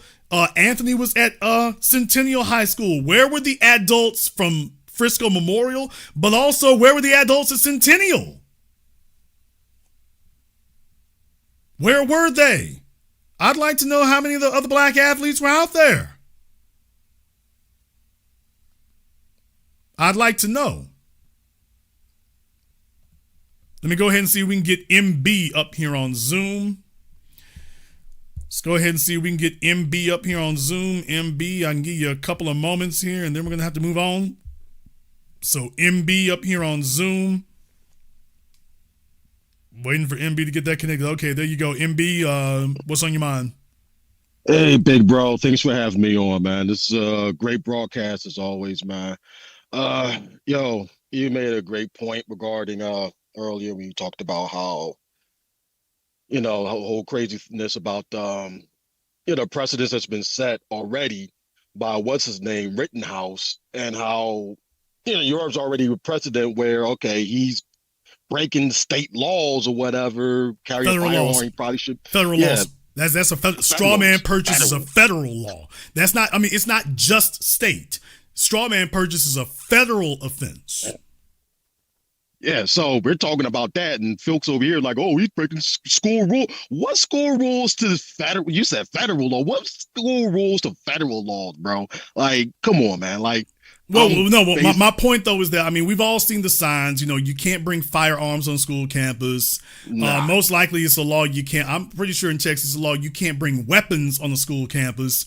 If it's a track meet, they're probably at a school campus. So technically speaking, doing that is illegal. But I'm just like, okay, well, I will accept it being illegal here only to the extent that Kyle Rittenhouse was illegal. Since we've established that that's not really a big thing, okay, we'll just deal with the facts of the case of somebody being deceased.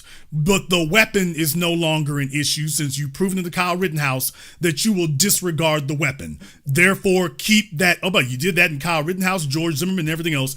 Keep that energy here. I expect you to do the exact same thing here. The weapon is irrelevant. Only the outcome of the events matters. Yeah, word.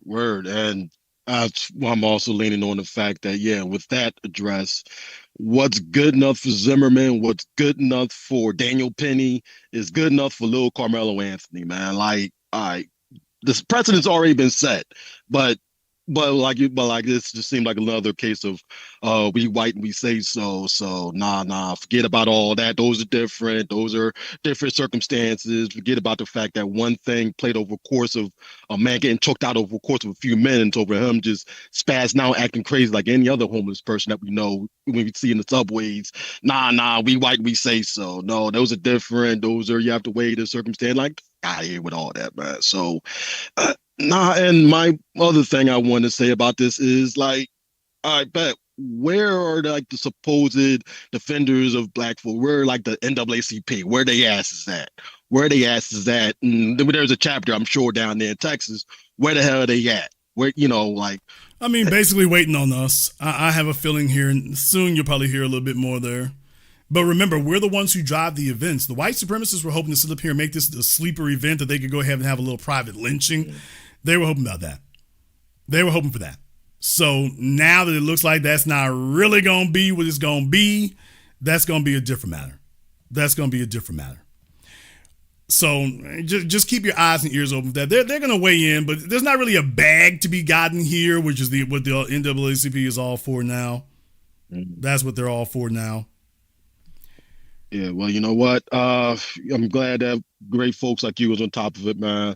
I'm gonna land my plan on that, man. Keep doing the great work you're putting in with this, man. Be one, bro. Thank you very much for giving us a call tonight, brother. We appreciate that. Please do give us a call again. Most stuff. Yeah, like I say here, everyone, these are events that are unfolding there, and the way folks are characterizing this, that's what you're gonna be having. In the chat room, Weather Report. I want Weather Report to go ahead and give us a call up on Zoom. He has a lot to say here. Weather Report has a lot to say, so Weather Report needs to go ahead and give us a call up here on Zoom. So now, instead of you asking questions here, you can go ahead and speak directly to the source. So we'll give Weather Report here. Let me go ahead and throw the link back up here. I'll take one more call from Weather Report here. We'll get Weather Report back up here on Zoom. Let me go ahead and throw that link back up here so Weather Report can go ahead and give me a call.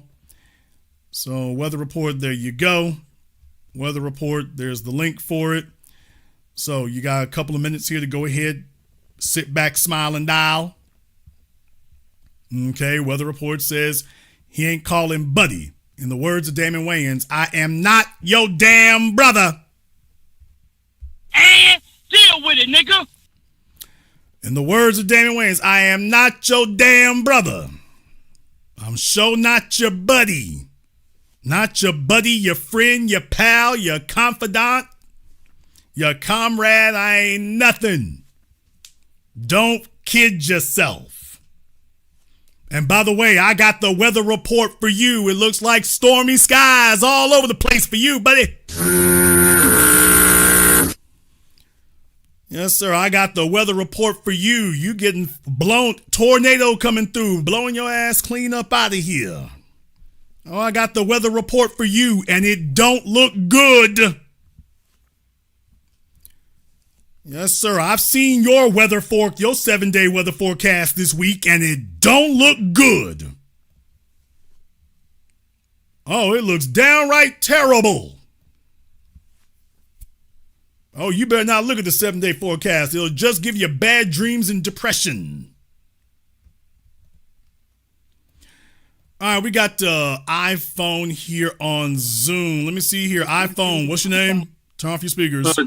Hey, Jacoby Demisi from Portland, Oregon. How you doing? All right, Jacoby from Portland. What's on your mind, brother? What's on my mind is Megan the Clan Kelly. Lawsuits. I addressed this on Toy and Rain's channel. I said at this point, defamation lawsuits need to start dropping, because you just can't go up and start trying to say, well, it's your opinion with fact. And I really fear for this brother in jail. He's still in jail, correct? Under $1 million bond. So far as I know, yeah. Yeah, the family need to really be checking on him every day, all hours of the day, because that gives me old school deletion vibes there. I mean, well, look, that's the whole reason that they made the bond $1 million, because typically speaking, in terms of bond, you got to come up with 10%. So they got to come up with $100,000 just to get him out of jail. Now, I think his attorney is petitioning to get that lowered, but they letting you know right here, we dealing dirty from the very beginning. Yeah, and I'll leave it, and I'll finish off with this. Because they know this case is he can win this case, and a lot of people probably feel a little funny about it, and they're probably like, damn, how do we get rid of this dude? And so that is my only concern, is for his safety. And I'll land my plane. B1, Jason. Y'all have a good night. Thank you very much for giving us a call tonight. We appreciate that. And like I say, one more again here. This is why, unfortunately, our so-called black legal class is summarily worthless. We don't have a Johnny Cochran. We don't have a brain trust. All of our really good black competent minds are co-opted by the system. Barack Obama, president of the Harvard Law Review, his wife, Michelle Obama, Vernon Jordan was friended with Bill Clinton. So all of your top black legal minds, I'm talking about the really smart ones, yeah, they're co-opted by the system, man. They're co-opted by the white establishment, specifically to work against us. So we're in a system of white supremacy, and we end up having to hire white lawyers because your competent black lawyers are actually working against us. And then over on the white side, everybody you talk to is a damn lawyer over there, and they're out to get us. Ben Shapiro is a lawyer. Megyn Kelly is a lawyer. And I can go down the list. You have a bunch of lawyers out there. Basically, the legal system and the legal operatives and the legal professionals are allied against us. This is not what we on our way to. This is where we are now. So I wish we had a legal apparatus, a professional legal class that we could count on. But I'm just going to be straight with you, as I always have. We don't. We don't. We don't have it. We don't have lawyers. Somebody said Angela Rye is a lawyer. For all the good that does us. Show me their cases. Show me their court. Show me their, case law. What are they prosecuting here? If you are a white supremacist, you got legal backup. January 6th showed us that. You got automatic backup. Jasmine Crockett, a lawyer. What damn good is she? What cases has she filed? What good is her law degree?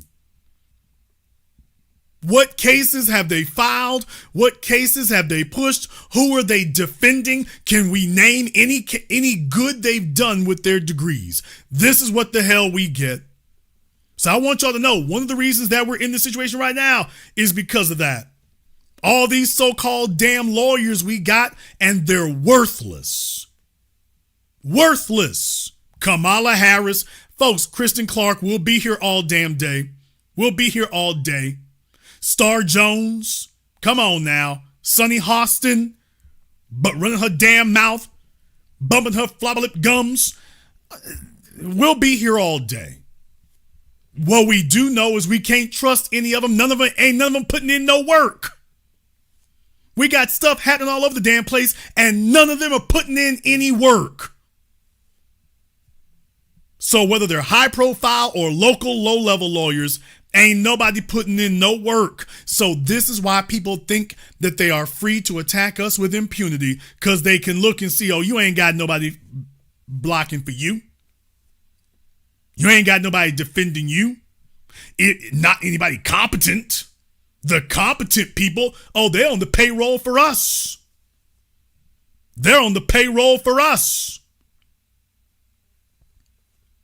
So I just wanted to let you all know and remind you, by the way, the fact that we're not already lawyered up before incidents like this occurred, this is why incidents like this can continue happening, because everybody know we ain't lawyered up. We're not lawyered up, and they know it. They know it. They know we ain't got it. And all this does is embolden them to do more things and to keep trying it and keep testing it, because you don't have a credible deterrent. You don't have a credible deterrent. And they know it. By the way, here, I just went to go take a look. It looks like they have raised the goal on Anthony Carmelo's crowdfunding there. They've raised it to $200,000. That makes sense. I notice his numbers have gone up, so very clearly a lot of you have taken out the time to do what the black legal class will not do. They want to go to cocktail parties and they want to go to Epstein Island. Let's just call that for what it is. They want to go to cocktail parties, Epstein Island, and Diddy freak-offs. Damn! That's why a bunch of them don't really want Diddy's, all the names to come out for Diddy, because a lot of them who work in New York radio. Damn! Auntie, chill! A lot of y'all working in New York radio at these New York radio stations. You know full well if they push the issue, your name gonna come up. So it's a bunch of y'all been going to the Diddy parties, Epstein Island, and you done said, to hell with the rest of black society, so whatsoever. Let me get high, drunk, lit, blitz, bring on the hose. So I can see that a lot of you in my audience, you have taken an interest in what's happening over there. If the spirit so moves you, you are free to do so. Let me go ahead and post that link one more time for you there. So I posted the link there one more time in the chat room for you all. So if you are so inclined to do something there, you can do so. I will again caution everyone, we do not have all the facts yet. I have very disturbing facts that all these white supremacists on the media, in the internet media, have tried to gang up on this young black child out here. They done tried to gang up on him. So that right there is disturbing enough for me. I think it's disturbing enough that we should take action to slow this down until we are certain what has occurred. I am not saying we're certain what's occurred. I am certain we need to slow this bus down until we can find out exactly what happened. And then after that, but this idea that we're going to just turn it over to them and let them tell us, oh, don't worry, he guilty. Get that noose over here. No, we're not doing that. We're not doing that. We're not doing that. We're going to go ahead and wrap things up here tonight. I want to take a moment here to thank some folks here. Thank you to Brother John, Brother Richburg, Keenan, Rakai Media, Mr. Maswell, Carlette, Nancy Ambrosia, and to everybody else here who has contributed for tonight's program on PayPal, Super Chat, Venmo, all the folks in the Super Chat tonight. Thank you very much for your support. I tried to do my part. You've done yours. And as I've always said here, folks, we're going to get there together because it's you and me and us and we. Everything we are, black first, as always. Be one to the fullest. And if you are new here to the Black Channel, welcome to the home, the headquarters of the new black media and the home of intelligent black society. We do this every weekend, holidays, and some days in between when the spirit moves us. You want to be a part of that? You want to be up to date on it? Click that red subscribe button, click that yellow notification bell, and you can be with us each and every time that we are on. If you haven't been to our website, blackchannelfilms.com, you can check out our groundbreaking best-selling documentary work, 7 a.m. Gentrified Race War. I referenced that earlier tonight. Blackchannelfilms.com, that is blackchannelfilms.com. I want to thank all of you for tuning in to tonight's program, live or recorded. Thank you all for liking, subscribing, and sharing. And this concludes tonight's broadcast of the Black Channel. I am your host, your brother, your humble servant, the anchor man of the black media, the Black Authority. And until next time, my brothers and my sisters from around the world, remember, black is the future and the future is uncompromising.